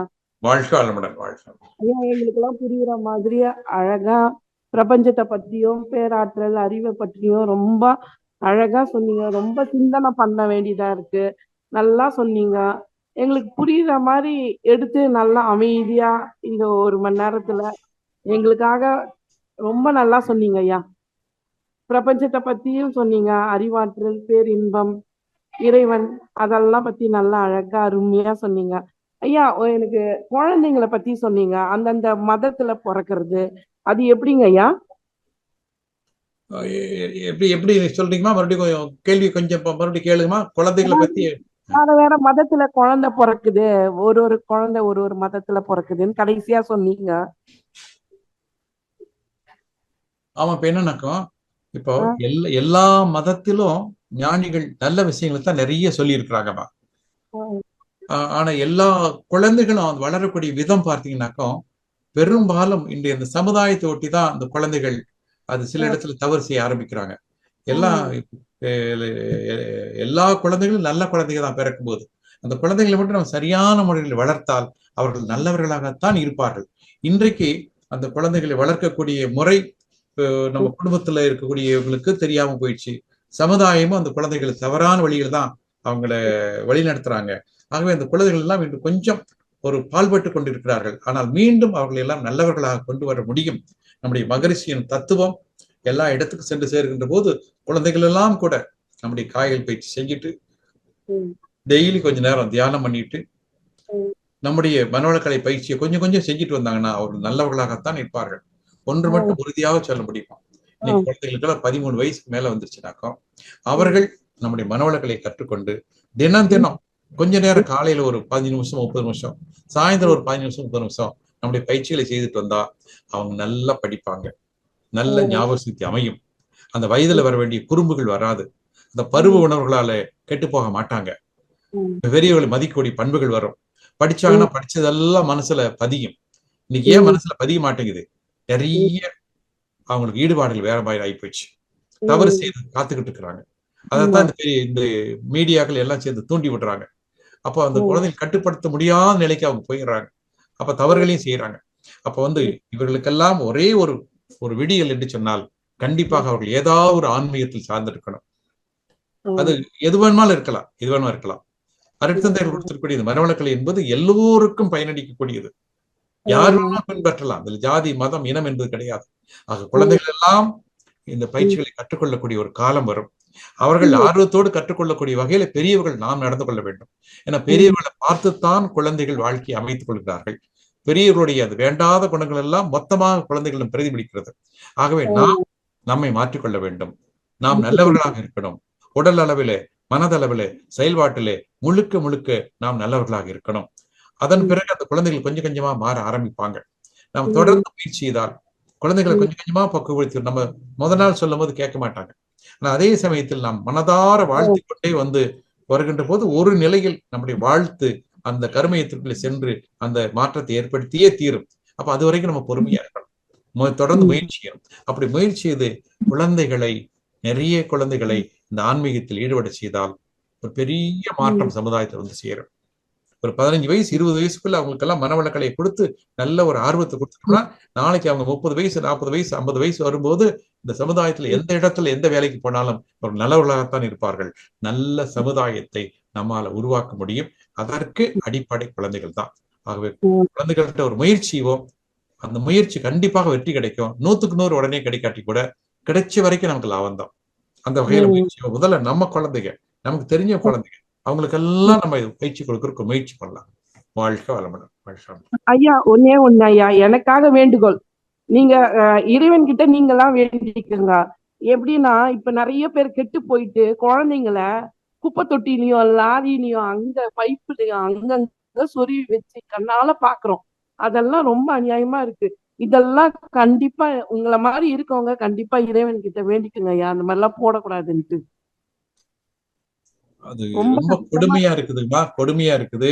இப்ப என்னன்னா குழந்தைகளை கொண்டு போய் அந்த குப்பை தொட்டியில போட்டுட்டு போறாங்கன்னா அந்த தாயுடைய மனசு அது கல் மனசா, கொடூரமான மனசா, காலத்தின் சூழலா, ஏன் இப்படி வந்தது, சமுதாயத்துக்கு பயந்துட்டு அப்படி செய்யறாங்களா, அல்லது அந்த சொந்த பந்தங்களுக்கு பயந்துட்டு செய்யறாங்களா, பெரிய கொடுமைகள். ஆனா அது வந்து நடக்கக்கூடாத நிகழ்வுகள். இந்த நிகழ்வுகள் எல்லாம் நடக்கக்கூடாது. ஏன்னா தவறான உறவுகள், தவறான வகையில குழந்தை பிறந்துருது. அது என்ன பண்றதுன்னு அவங்களுக்கு தெரியறது இல்லை. இந்த மாதிரி தவறுகள்லாம் நடந்துகிட்டு வருது. ஆகவே முதல்ல நமக்கு நல்லா எல்லோருமே ஒரு ஒழுக்க பழக்கத்தோடு வாழக்கூடிய ஒரு வாழ்க்கைக்கு நம்ம கொஞ்சம் ஒரு வழிவகுக்கணும். அதனுடைய நன்மைகளை பற்றி எல்லாருக்கும் தெரிய வைக்கணும். கண்டிப்பாக மாறுமா. நம்ம உட்கார்ந்து தியானம் பண்ணும்போது நம்முடைய தியானம் பக்கத்துல இருக்க அத்தனை பேத்துக்கு போய் சேரும். நம்ம ஆழமா தியானம் பண்ண உலகம் முழுக்க அது போய் சேரும். அதனால கண்டிப்பாக நாம் முயற்சிவோம். நம்முடைய முயற்சி ஒரு நாள்ல மாற்றத்தை கொடுக்காட்டி கூட நம்ம இன்னைக்கு வந்து ஒரு 1 லட்சம் பேர் 2 லட்சம் பேர் தியானம் பண்ணும்போது ஒரு மாற்றம், அது பின்னாடி 1 கோடி பேர் 2 கோடி பண்ணும்போது இன்னும் மாற்றம். இப்படி கண்டிப்பாக இந்த மாற்றம் வரும். நம்ம தியானம் பண்ணும் போதும் வாழ்த்தும் போதும் நல்ல ஆழமான மனநிலையில இந்த சமுதாயம் நன்மை அடைந்தே தீர வேண்டும், இந்த பாதிப்புகள் எல்லாம் குறைய வேண்டும் என்பதை மனசுக்குள்ள வச்சு நம்ம தியானம் பண்ணலாம். வாழ்த்து, நல்ல மாற்றம் வரும். நல்லதுங்க ஐயா, எனக்காக இவ்வளவு நேரம் ஒதுக்கி எனக்காக சொன்னதுக்கு. ஏன்னா நான் அதுல அனுபவப்பட்டிருக்கேன் ஐயா. ஒரு குழந்தையா தேடி தேடி தெரு தெருவா அழிஞ்சு நான் ரொம்ப அனுபவப்பட்டிருக்கேன் ஐயா அதுல. அதனால எனக்கு அது வலியும் வேதனையும் அது என்னன்னு என்னால புரிஞ்சுக்க முடியுது. குழந்தையும் தெய்வமும் ஒண்ணுதான்மா. அந்த குழந்தைய எந்த துன்பத்தில் இருந்தாலும் நமக்கு ஏதாவது ஒரு வகையில காப்பாற்றணுமா. அது இறைவன் அந்த குழந்தைக்கு அவங்க பெற்றோர்கள் என்ன கொடுமை செஞ்சு வச்சிருந்தாலும் பரவாயில்லை. எங்கெல்லாம் அப்படி ஒரு குழந்தை ஒரு வாய்ப்பு கிடைக்குதோ அதை காப்பாத்தி நல்ல குழந்தைய கொண்டுட்டு வர்றதுக்கு நம்ம முயற்சியோம். இறைவன் அதுக்கு உதவி செய்யட்டும். வாழ்க வளமுடன். நன்றிங்க ஐயா. வாழ்க வளமுடன் ஐயா. வாழ்க வளமுடன். நன்றிகள் அம்மா. வாழ்க வளமுடன். அடுத்ததாக வசந்தா அம்மா. வாழ்க வளமுடன் அம்மா. வசந்தா அம்மா மைக்க அன்மியூட் பண்ணிட்டு பேசுங்கம்மா. வாழ்க வளமுடன். அடுத்ததாக ஜெயக்குமாரி அம்மா அவர்கள். வாழ்க வளமுடன் அம்மா. வாழ்க வளமுடன். நன்றிங்கம்மா ஐயா. வாழ்க வளமுடன். வாழ்க வளமுடன். சொல்லுங்கம்மா. வாழ்க வளமுடன். சிறப்பான ஒரு சிந்தனை உரை. பிரபஞ்சத்தை பத்தி அறிவின் வளர்ச்சி எந்த அளவுல இருக்கு அப்படிங்கறத ரொம்ப தெளிவா சொன்னீங்க ஐயா. இப்ப நீங்க சொன்ன பதில இருந்தே நான் ஒரு கேள்வி எனக்கு தோணுச்சு. அதாவது பக்தி மார்க்கத்திலேயாவது ஒண்ணு சரணடையணும், இல்ல ஞான மார்க்கத்திலேயாவது சரணடையணும். அப்பதான் மனிதர்கள் தவறு பண்ண மாட்டாங்க, மிருகங்களா வாழ மாட்டாங்கன்னு சொன்னீங்க. ஆனா ஒரு சிலர் பக்தி மார்க்கத்துக்கு நல்லா பண்றாங்க, அன்னதானம் கொடுக்குறாங்க, போறாங்க, சாமி கும்பிடுறாங்க. ஆனா மனதளவுல பாத்தீங்கன்னா மிருகத்தை விட மோசமா இருக்காங்க. அது என்னங்கயா பண்றது? அதுக்கு வாழ்க்கை வளமுடன். வாழ்க்கை வளமுடன்மா. வாழ்க்கை வளமுடன். இன்னைக்கு சமுதாயத்துல அப்படிதான் நிறைய இருக்கிறாங்கம்மா. ஆனா உண்மையிலேயே அவர்கள் வந்து பக்தி மார்க்கத்தில் செய்யறதெல்லாம் ஒரு சடங்காதான் செய்யறாங்களே ஒழிய மனப்பூர்வமா செய்யறது இல்லை. மனப்பூர்வமா செஞ்சாங்கன்னா இப்படி எல்லாம் அது வராதுங்க. அவங்க நினைக்கிறாங்க ஏதோ ஒரு பணத்தை கொடுத்து ஒரு 100 பேருக்கு அன்னதானம் போட்டா முடிஞ்சுன்னு சொல்லி. இல்ல, நீ மனமும் வந்து ஒரு ஒரு பிச்சைக்காரனுக்கு ஒரு ஆளுக்கு போட்டா கூட அது பெரிய புண்ணியம் தான். அப்ப வந்து நம்ம என்னன்னா இன்னைக்கு ஒரு ஆடம்பரத்துக்காக அதை ஏதோ ஒரு சடங்குக்காக செய்யறாங்களே ஒழிய மனமும் வந்து செய்யறது இல்லை. பக்தி மார்க்கத்தில் உண்மையிலேயே அவர்கள் எந்த இறைவனா இருந்தாலும் பரவாயில்லை, அதை நம்பினாங்கன்னா நல்லவங்களா இருப்பாங்க. அது முருகனா இருக்கலாம், விநாயகனா இருக்கலாம், இயேசுவா இருக்கலாம், அல்லாவா இருக்கலாம், யாரா இருந்தாலும் அந்த இறைவனை நம்பி அவர்கள் காரியத்தை செய்தால் அவர் நல்லவர்களாக தான் இருப்பாங்க. இறைவனை நம்புறது இல்லை, எதையாவது செஞ்சுக்கலாம், ஏதோ ஒரு பரிகாரம் பண்ணிக்கலாம்னு நினைக்கிறாங்க. தாங்கள் செய்கிற தவறுகளுக்கெல்லாம் அவர்கள் ஒரு பரிகாரம் வைத்திருக்கிறார்கள் ஒழிய அது இறைவன் தான் எல்லாவற்றையும் பார்த்து கொண்டிருக்கிறான் என்பதை அந்த மனசுக்கு வரல. அதனால என்னன்னாக்கோ அந்த தவறுகளை செய்து கொண்டே அவர்கள் நீதியை பேசிக் கொண்டிருக்கிறார்கள். அதனால அந்த நீதிக்கு அர்த்தம் இல்லாமல் போய் கொண்டிருக்கிறது. அது புண்ணியம் பண்றதுக்கு அர்த்தமே வராது, அர்த்தமாகாது. அதனால நம்ம அன்னதானம் பண்றாங்க இல்லைங்க, சொல்லுங்க. அன்னதானம் பண்றாங்க இல்லைங்க, அதுக்கு அந்த புண்ணியம் அவங்களுக்கு சேருங்களா? அந்த மாதிரி மனநிலையில இருக்கிறவங்க அன்னதானம் பண்றது ஒரு புண்ணியம் தாமா. ஒரு பசிச்சவங்களுக்கு நம்ம கொடுக்கறது ஒரு புண்ணியம் தான். அதுவும் நம்ம நியாயமான வகையில அந்த பணத்தை சேர்த்து அந்த அன்னதானம் பண்றோம்னா புண்ணியம் அதிகமாகும். இப்ப நீங்க தவறான வழியில பணத்தை சேர்த்து ஒரு அன்னதானம் பண்றது ஒரு மன நிறைவுக்காக பண்றாங்கன்னு வச்சுங்களேன், அது ஏதோ சிலருக்கு பயன் கிடைக்குது, ஆனா அது அவங்க அந்த பொருள் ஈட்டினதெல்லாம் தவறான வழின்னு வச்சுங்களேன், தவறான வழி. அப்படி கூட நிறைய போயிட்டு இருக்குது. ஆனா என்னன்னா உண்மையிலே பக்தி மார்க்ல அவங்களை பாராட்டணும், நம்ம நல்லதுதான் செய்யட்டும். ஆனா இன்னும் கொஞ்சம் இந்த ஏழைகள் மாறணும், சமுதாயம் மாறணும், நல்லவர்கள் உருவாகணும் என்ற ஒரு எண்ணத்தோடு இருந்து செய்கின்ற போது இன்னும் முழு பலன் கிடைக்கும். அதுதான் சரணாகதி தத்துவம்னா, இறைவனை நம்பி சரணாகதி அடைஞ்சிட்டா கண்டிப்பா அவங்களால தப்பு செய்ய முடியாது. இப்ப நீ இறைவனையும் முழுசா நம்புறது இல்லை. கண்டிப்பா கண்டிப்பா. நீ எந்த இறைவனை வேணாலும் நம்புங்க, எதை வேணா நீங்க எடுத்துங்க. கடவுளே நீதான் எனக்கு தோண, என்னுடைய அன்றாட வாழ்க்கையில காலையில எந்திரிச்சு தூங்குற வரைக்கும் எல்லா நேரமும் நீ என்னை கவனிச்சுக்கணும், உனக்கு நான் நியாயமா இருப்பேன், நேர்மையா இருப்பேன் என்று ஒரு மனதுக்குள்ள உறுதி இருந்தால் கண்டிப்பாக ஒருத்தரால் தப்பு செய்ய முடியாது. நம்ம தப்பு செய்யறோம் அப்படின்னாவே இந்த இறைவன் மேல நம்பிக்கை இல்லைன்னு அர்த்தம், நம்ம சரணாகதி அடையலைன்னு அர்த்தம். அதனால நம்ம முயற்சி பண்ணணும். எல்லாரும் இருக்கக்கூடிய உலகத்துல நம்ம திடீர்னு பெரிய மாற்றத்தை பண்ண முடியாது. ஆனாலும் நாம் தொடர்ந்து முயற்சி செய்வோம், செய்திகளை பரிமாறிக்கொள்வோம், அந்த நல்லவர்களை பாராட்டுவோம், அந்த மற்றவர்களும் அந்த நிலைக்கு வர வேண்டும் என்று சொல்லி வாழ்த்துவோம். நேரா போய் அவங்களுக்கு அட்வைஸ் பண்ண முடியாது, மனதார வாழ்த்துவோம், கண்டிப்பாக மாற்றங்கள் வரும். சரி, ரொம்ப சிறப்பான விளக்கம். நன்றிங்க, வாழ்க வளம். நன்றி அம்மா, வாழ்க வளமுடன். நேரம் கருதி அன்பர்கள் கேள்விகளை சுருக்கமாக கேட்குமாறு அன்போடு கேட்டுக்கொள்கிறோம். வசந்தாமா, உங்களுக்கு திரும்பியும் அன்மியூட் கொடுக்கிறோமா? வாழ்க வளமுடன்மா. வசந்தாமா, மைக்கா ஒரு வாட்டி டச் பண்ணி பாருங்க. ஓகே, அடுத்ததாக சபரீஷ் ஐயா அவர்கள், வாழ்க வளமுடன் ஐயா. அம்மா வாழ்க வளமுடன் அம்மா, ரொம்ப நன்றி அம்மா. சொல்லுங்க ஐயா, வாழ்க வளமுடன் ஐயா. ஐயா, எனக்கு ஒரு கேள்வி கனவுகளை பத்தி மகரிஷி என்ன சொல்றாங்க ஐயா? நம்ம தூங்கிட்டு நம்ம நிறைய கனவுகள் வருது, சம்டைம் நைட் மேர் கூட வருது. நம்ம அதுல உண்மையா ஏதாவது உண்மை இருக்கா, இல்ல நம்ம மனசுல ஏதாவது புலம்புறாங்க? கனவுகள் என்பது பாத்தீங்கன்னாக்கும் பகல் நேரத்துல நம்ம நினைச்சு பாக்குறோம், பேசுறோம், செய்யறோம், பல அனுபவங்கள் கிடைக்குது. இதுவெல்லாம் பார்த்தீங்கன்னாக்கும் நம்முடைய ஒரு ஜீவகாந்த ஆற்றல் அது புலன்கள் வழியாக உணர்வுகளாக வருகிறது, அது மூளை வழியாக எண்ணமாக வெளிப்படுகிறது. இது பகலில் நினைவோடு இருக்கும்போது நடக்கக்கூடியது. பகல்ல நம்ம தூங்கும் போது பார்த்தீங்கன்னா நம்ம கை கால் எல்லாமே ஒரு அமைதியா வந்துடுது. அப்ப அந்த புலன்களுக்கு வேலை இல்லை. மெய், வாய், கண், மூக்கு, செவி என்று சொல்லக்கூடிய இந்த புலன்களுக்கு அங்க வேலை இல்லை. அது நல்ல தூக்கத்துல இருக்கு, அமைதியா இருக்குது. ஆனா அந்த மூளை பார்த்தீங்கன்னா மூளை வழியாக இந்த ஜீவகாந்த ஆற்றல் கொஞ்சம் கசியும். பகல்ல எப்படி எண்ணங்கள் வருதோ அந்த மாதிரி இரவு நேரத்துல அந்த ஜீவகாந்த கசிவு மூளை வழியாக ஏற்படுறதுனால நம்மை அறியாமல் அங்க சில செய்திகள் ஓடிக்கிட்டே இருக்கும். சினிமா ஓடுற மாதிரி ஓடிக்கிட்டே இருக்கும். அது சில நல்ல விஷயங்கள் வரலாம், வேண்டாத விஷயங்கள் வரலாம். பெரும்பாலும் பார்த்தீங்கன்னாக்கும் நம்ம என்ன ஏற்கனவே நம்ம செஞ்சோம், என்ன பார்த்தோம், என்ன பாதிப்புகள் வந்தது என்ற அந்த பழைய நினைவுகள் தான் அது தானா ஒரு கோர்வையை அமைச்சுக்கிட்டு அது ஒரு கனவாக அது ஒரு ஓடிக்கொண்டிருக்கும். கனவும் இல்லாத தூக்கம் நல்ல தூக்கம். அதனாலதான் நம்ம படுக்கும்போது கொஞ்ச நேரம் தியானம் பண்ணிட்டு நல்லதை நினைச்சிட்டு படுத்தோம்னா ஒரு கனவில்லாத தூக்கம் கூட வரும். ஏன்னா கனவு வரும்போது அதுவே நம்ம தூக்கம் கெட்டு போன மாதிரிதான். 100க்கு 100 தூக்கம் அல்ல. அது ஒரு கனவு வர்றது தூக்கத்தின் ஒரு நிலை தான், இல்லைன்னு சொல்ல முடியாது. ஆனா அந்த 100 பங்கு தூக்கம் அல்லது, அது ஒரு 10 பங்கு 15 பங்கு தூக்கம் அந்த கனவுல போயிடுது. அதனால கனவும் இல்லாத தூக்கம் ஒரு நல்ல தூக்கமா இருக்கும். அப்ப நம்ம என்னன்னா படுக்கிறதுக்கு முன்னாடி ஒரு நல்ல சிந்தனையோட ஒரு மகிழ்ச்சியை பத்தி நினைச்சிட்டு, மகிழ்ச்சியோட கருத்துக்களை நினைச்சிட்டு, அல்லது ஒரு சமுதாயத்தை நினைச்சிட்டு, சமுதாய நன்மைகளை நினைச்சிட்டு கொஞ்ச நேரம் தியானம் பண்ணி மனசு அமைதியா வச்சுட்டு நம்ம படுத்தோம்னாக்கோ அந்த அமைதி அப்படியே ஓடிக்கிட்டே இருக்கும். பெரும்பாலும் படுக்கும் போதெல்லாம் டிவி பாக்குறாங்க, கடைசியில் அப்படியே படுத்துறாங்க. அந்த டிவியில கடைசியில எல்லாம் ஓடிச்சு, மிச்சமெல்லாம் தானா லைட்லாம் ஓடிக்கிட்டே இருக்கும். அது தானா ஒரு கோர்வையை போட்டுக்கிட்டு அது ஓடிக்கிட்டே இருக்கும். அதில் படுக்கும்போது ஒரு நல்ல எண்ணங்களோட நல்ல நினைவுகளோட நம்ம படுத்தோம்னா அந்த நல்ல தூக்கமும் வரும்.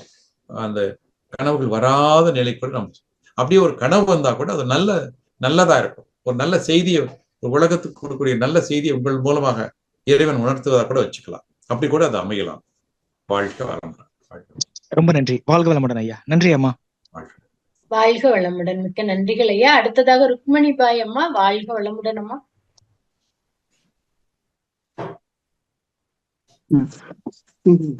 வாழ்க வளமுடன் ஐயா. வாழ்க வளமுடன். வாழ்க சொல்லுங்கம்மா. வாழ்க வளமுடன் ஐயா. இன்னைக்கு உங்களுடைய ஸ்பீச் ரொம்ப நல்லா இருந்தது ஐயா. நிறைய விஷயங்களை கத்துக்கிட்டோம் ஐயா. என்னோட ஒரு சின்ன கேள்வி. எங்க அம்மாக்கு கண் ஆபரேஷன் பண்ணிருக்காங்க ஐயா. அம்மா டெய்லி எக்ஸசைஸ் பண்ணிட்டு இருந்தாங்க, யோகா எல்லாம் கரெக்டா பண்ணிடுவாங்க, மெடிடேஷன்ஸ் எல்லாம் கரெக்டா பண்ணிட்டு இருந்தாங்க. இப்ப எக்ஸசைஸ் பண்ணலாமா பண்ணக்கூடாதா? எவ்வளவு நாள் கழிச்சு பண்ணணும்? இல்ல ஆபரேஷன் எப்ப பண்ணிட்டாங்கம்மா? Last Wednesday. சரி சரி சரி சரி சரி. இது ஐ ஆபரேஷன் பண்ணிருக்காங்களா? ஆமா. சரிங்க சரிங்க சரி. இப்ப என்னன்னா இப்ப வந்து அந்த கண் பயிற்சியை ஒரு 2-3 மாசம் செய்ய வேண்டாமா? விட்டு சொல்லுங்க. அது போக இப்ப கண்ணை 3 நிலையில இப்ப நீங்க ஒரு கை பயிற்சியோ கால் பயிற்சியோ மூச்சு பயிற்சியோ அதெல்லாம் மெதுவா செய்யலாம், தப்பு இல்லை. கண் பயிற்சி அவசியமா செய்ய வேண்டாம். ஏன்னா அந்த ஆபரேஷன் பண்ற இடத்துல ஒரு ஸ்ட்ரெஸ் ஸ்ட்ரெயின் வரக்கூடாது. அதை நீங்க ஒரு 2-3 மாசம் விட்டுருங்க, அப்புறம் பின்னாடி மெதுவா செஞ்சுக்கலாம். அது போக மற்றதெல்லாம் மெதுவா கை பயிற்சி செய்யலாம், கால் பயிற்சி செய்யலாம், மூச்சு பயிற்சி செய்யலாம், அது மாதிரி வந்து நீங்க மசாஜிங் செய்யலாம். அதெல்லாம் ஒன்றும் சிரமம் இருக்காது. இந்த ஆபரேஷன் பண்ணதுக்கு சிரமம் இல்லாத வகையில நீங்க எல்லா பயிற்சியும் தாராளம் செய்யலாம். தியானம் பண்ணலாம், தியானம் பண்ணலாம், தாராளம் செய்யலாம். இந்த கண் பயிற்சி மட்டும் கொஞ்ச நாளைக்கு விட்டு சொல்லுங்க, அப்புறம் பின்னாடி செஞ்சுக்கலாம். நன்றி ஐயா. வாழ்க வளமுடன். நன்றிகள் அம்மா. வாழ்க வளமுடன். அடுத்ததாக செவ்வேல் ஐயா அவர்கள். வாழ்க வளமுடன் ஐயா. வாழ்க வளமுடன்மா. வாழ்க வளமுடன் ஐயா. வாழ்க வளமுடன். சொல்லுங்க சொல்லுங்க ஐயா. நம்ம இந்த சொல்றங்க உயிருள்ள பொருள் உயிரற்ற பொருள்ல எல்லாம் இருக்கு. இந்த உயிரற்ற பொருள்ல அந்த வடிவம் துல்லியம் இயக்க ஒழுங்கா சொல்றீங்க. அது எப்படிங்க ஐயா நம்ம உயிரற்ற பொருள்ல நம்ம பார்க்க முடியுது? அதுதானுங்கய்யா. உயிரற்ற பொருளுக்கும் அறிவு உண்டு. அதான் மகிழ்ச்சி நல்ல வலியுறுத்தாங்க. ஏன்னா இப்ப வந்து ஒரு கல்லோ மண்ணோ அமைஞ்சிருக்கு, அந்த அமைப்பை எடுத்து பாத்தீங்கன்னா அப்ப கல்லு மண் எல்லாம் அணுக்களின் கூட்டம் தான். ஆனா அந்த அணுக்கள் எப்படி அமைதிதான் இது காப்பர், இது அலுமினியம், இது தங்கம், இது கார்பன் என்றெல்லாம் சொல்கிறோம். அப்ப அந்த அணுக்கள் எப்படி அமைகிறது பாருங்கள். அந்த அமைப்பு அது ஒரு அறிவு நிலைதான். இப்படி கூட்டு சேருமா, சதுரமா சேரணுமா, செவ்வகமா சேரணுமா, முக்கோணமா சேரணுமா என்று எப்படி எல்லாம் அந்த அணுக்கள் கூடுகிறதோ அதற்கேற்ப அதனுடைய காந்தத்தன்மை மாறுகிறது, அதனுடைய குணம் மாறுகிறது. எல்லாம் பார்த்தீங்கன்னா அணுக்கள் தான். மொத்தத்துக்கு பார்த்தா எல்லாமே நம்ம மகிழ்ச்சி சொல்படி விண்களின் கூட்டம் தான். எல்லாமே எல்லா பொருளும் பார்க்கறதெல்லாம் அந்த விண்கள் எப்படி அமைகிறது, அந்த அணுக்கள் எப்படி கூடுகிறது என்பதற்கேற்ப நம்ம அதை நிலம், நீர், நெருப்பு, காற்று சொல்றோம். 92 வகையான தனிமங்களாக பிரித்திருக்கிறோம். அப்ப அதுதான் அதனுடைய அறிவாக இருக்கிறது. இப்போ சர்க்கரை எடுத்து வச்சா வாயில் வச்சா நம்ம இனிக்குது, சாப்பிடலாம். அதே சமயத்துல ஒரு துத்தநாகத்தை எடுத்து வச்சாக்கா வச்சோன்னா விஷமா மாறி செத்து போயிடும். அது இதனுடைய குணம் இப்படி, அதனுடைய குணம் அப்படி. அப்படி ஒவ்வொரு பொருளுக்குள்ளும் அறிவு இருக்கிறது. அறிவில்லாத பொருள் எதுவுமே கிடையாது. எல்லா பொருளுக்குள்ளும் இறைவன் அறிவாக இருக்கிறார். எப்படின்னா அது உள்ள போய் பார்த்து அதனுடைய இயக்கம் அப்படி இருக்கும். அந்த அணுக்கள் எப்படி ஒண்ணு சேருது, எப்படி ஒண்ணு சுத்தி வருது, அந்த காந்த அலை எப்படி வெளிப்படுத்துவது, எல்லாம் அதனுடைய இயக்கமாக இருக்கும். அதனால மகிழ்ச்சி அறிவு என்பது இயக்க ஒழுங்கு என்று சொல்கிறார்கள். ஒவ்வொன்றுக்குள்ளும் ஒரு இயக்கம் இருக்கிறது. தன்னைத்தானே சுற்றி கொள்ளக்கூடியது, அந்த தாய் பகுதியை சுற்றி வரக்கூடியது, அப்பொழுது அந்த காந்த அலைகளை வெளிப்படுத்தக்கூடிய தன்மை இது ஒவ்வொன்றுக்குள்ளும் அமைந்திருக்கிறது. எப்படின்னு ஏன்னா அதே சுத்த வெளியிலுடைய பேரறிவும் பேராற்றலும் தான் ஒவ்வொரு பொருளுக்குள்ளும் இருக்கிறது, ஒவ்வொரு அணுவுக்குள்ளும் இருக்கிறது. அப்ப அந்த அணுவிலிருந்து வெளிப்படுவது அந்த அறிவினுடைய வெளிப்பாடுதான். அதனால எல்லா பொருளுக்குள்ளும் அறிவு இருக்கிறது. அப்ப இறைவன் எல்லா பொருளுக்குள்ளும் இருக்கிறான். எப்படி அறிவாக இருக்கிறான், அதனுடைய இயக்கமாக இருக்கிறான், அதனுடைய இயக்க ஒழுங்காக இருக்கிறான்.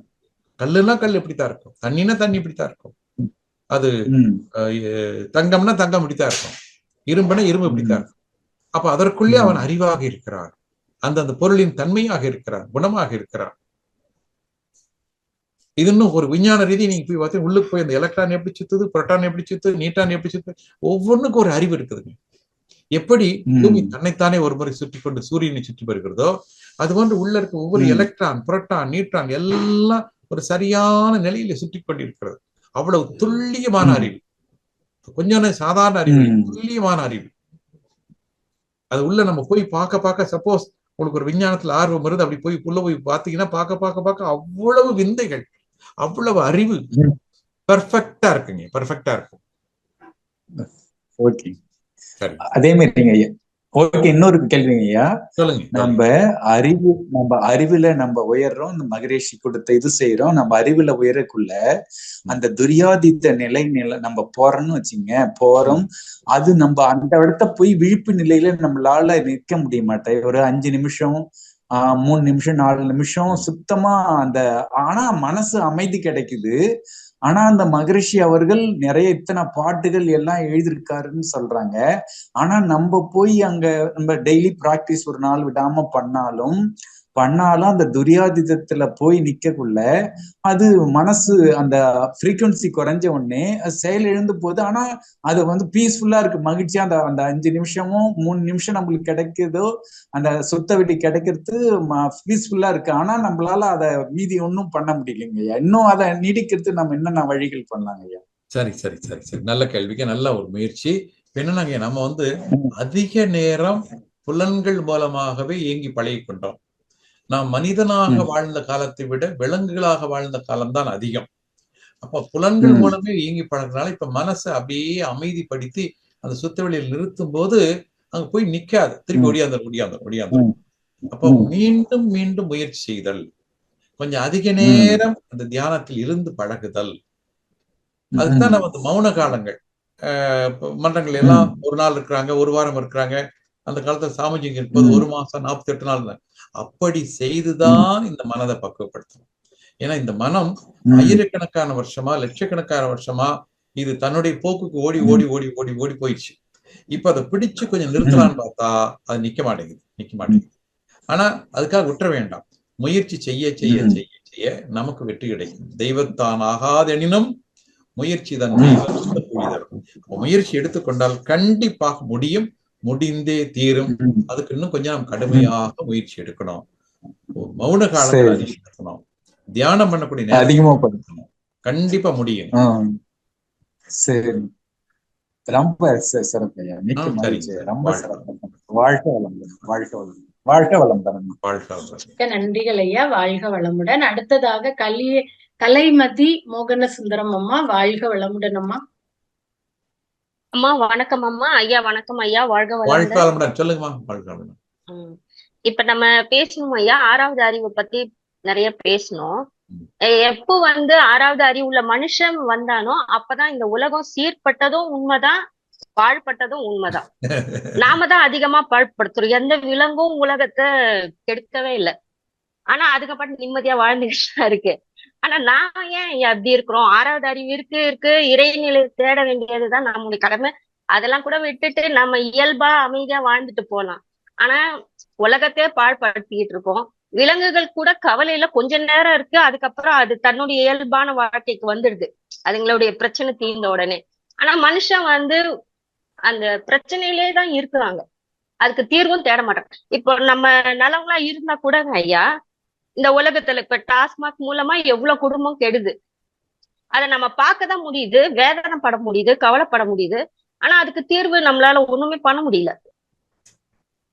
இதை நம்ம எப்படி ஐயா எடுத்துக்கிறது? நம்ம தியானம் பண்ணலாம் ஆனா ஒரு குடும்பம் அழியறது இதெல்லாம் நம்ம பார்க்கும்போது, இப்போ ஒரு அம்மா கூட சொன்னாங்க குழந்தைங்களை அங்கங்க போட்டுட்டு போறாங்கன்ட்டு. இது இப்ப இல்ல, குந்தி தேவி காலத்திலேயே நடந்தது. கர்ணனை போட்டுட்டு அந்த அம்மா அவ்வளவு நாள் கஷ்டப்பட்டுட்டு தான் இருந்தாங்க. அதுக்கப்புறம் அந்த தாய் சந்தோஷமா வாழ முடியாது இல்லைங்களா? எங்கேயோ தப்பு நடக்கிறது, அவங்களுடைய விளைவா அவங்களும் தப்பு பண்ணிடுறாங்க. குழந்தைய தொட்டியில போட்டு போயிடுறாங்க. அது நமக்கு பார்க்கறது கஷ்டமா இருக்கு. ஆனா அந்த தொட்டியில போட்டுட்டு போற தாய் எந்த மனநிலையில போட்டிருப்பாங்க, அதுக்கு பின்னாடி அந்த தாயோட மனசு எத்தனை பாடுபட்டிருக்கும். அதாவது நிச்சயமா அவங்களால சந்தோஷமா வாழவே முடியாது வாழவே இல்லையா? முடியாது. அதுக்கப்புறம் வாழ்க்கை அவங்க முழுவதும் வாழ்க்கை அந்த நரகமா தான் இருக்கும். வாழ்க்கை ஆனா முழுவதும் இதுக்கு உறுத்தல் எல்லாமே இருந்துட்டு தான் இருக்கும். காரணம் டாஸ்மார்க்கா தான் இருக்கு. டாஸ்மார்க் அதனாலதான் நிறைய தப்புகளே நடக்குது. அது வந்து நம்ம பேசாம தானங்க ஐயா இருக்கிறதா இருக்கு. அதான் இப்ப என்னன்னா, அதுக்கு என்ன நம்ம இது இந்த தவறுகள் வரக்கூடாதுன்னு சொல்லி முயற்சி செய்யக்கூடியவர்கள் இருக்கிறாங்க. அதே சமயத்துல தவறுகளை செய்யறதுக்காகவே ஆதரவு கொடுக்கக்கூடியவர்கள் நிறைய இருக்கிறாங்க. இன்று பார்த்தீங்கன்னாக்கா அந்த தவறுகளை செய்யக்கூடியவர்கள் அதிகமா இருக்கிறாங்க. அது வேண்டாம்னு நினைக்கிறவங்க குறைவாக இருக்கிறார்கள். இப்ப நம்ம செய்ய வேண்டியதெல்லாம் ஓரளவுக்கு இந்த நல்லவர்களுடைய எண்ணிக்கையை கொஞ்சம் கொஞ்சமா நம்ம அதிகப்படுத்தணும்னா ஒரு நாள்ல இந்த மாற்றம் வந்தே தீரும். இன்னைக்கு இல்லாட்டி கூட ஒரு நாள்ல அந்த மாற்றம் வந்தே தீரும். ஆக முதல்ல நம்ம வந்து கொஞ்சம் அந்த நல்லவர்களுடைய எண்ணிக்கையை நம்ம அதிகப்படுத்தி ஆகணும். ஏன்னா இன்னைக்கு அந்த தவறுக்கு தான் பலம் அதிகமா போயிடுச்சு. அவங்களுக்கு தான் ஒரு சப்போர்ட் அதிகமா போயிடுச்சு.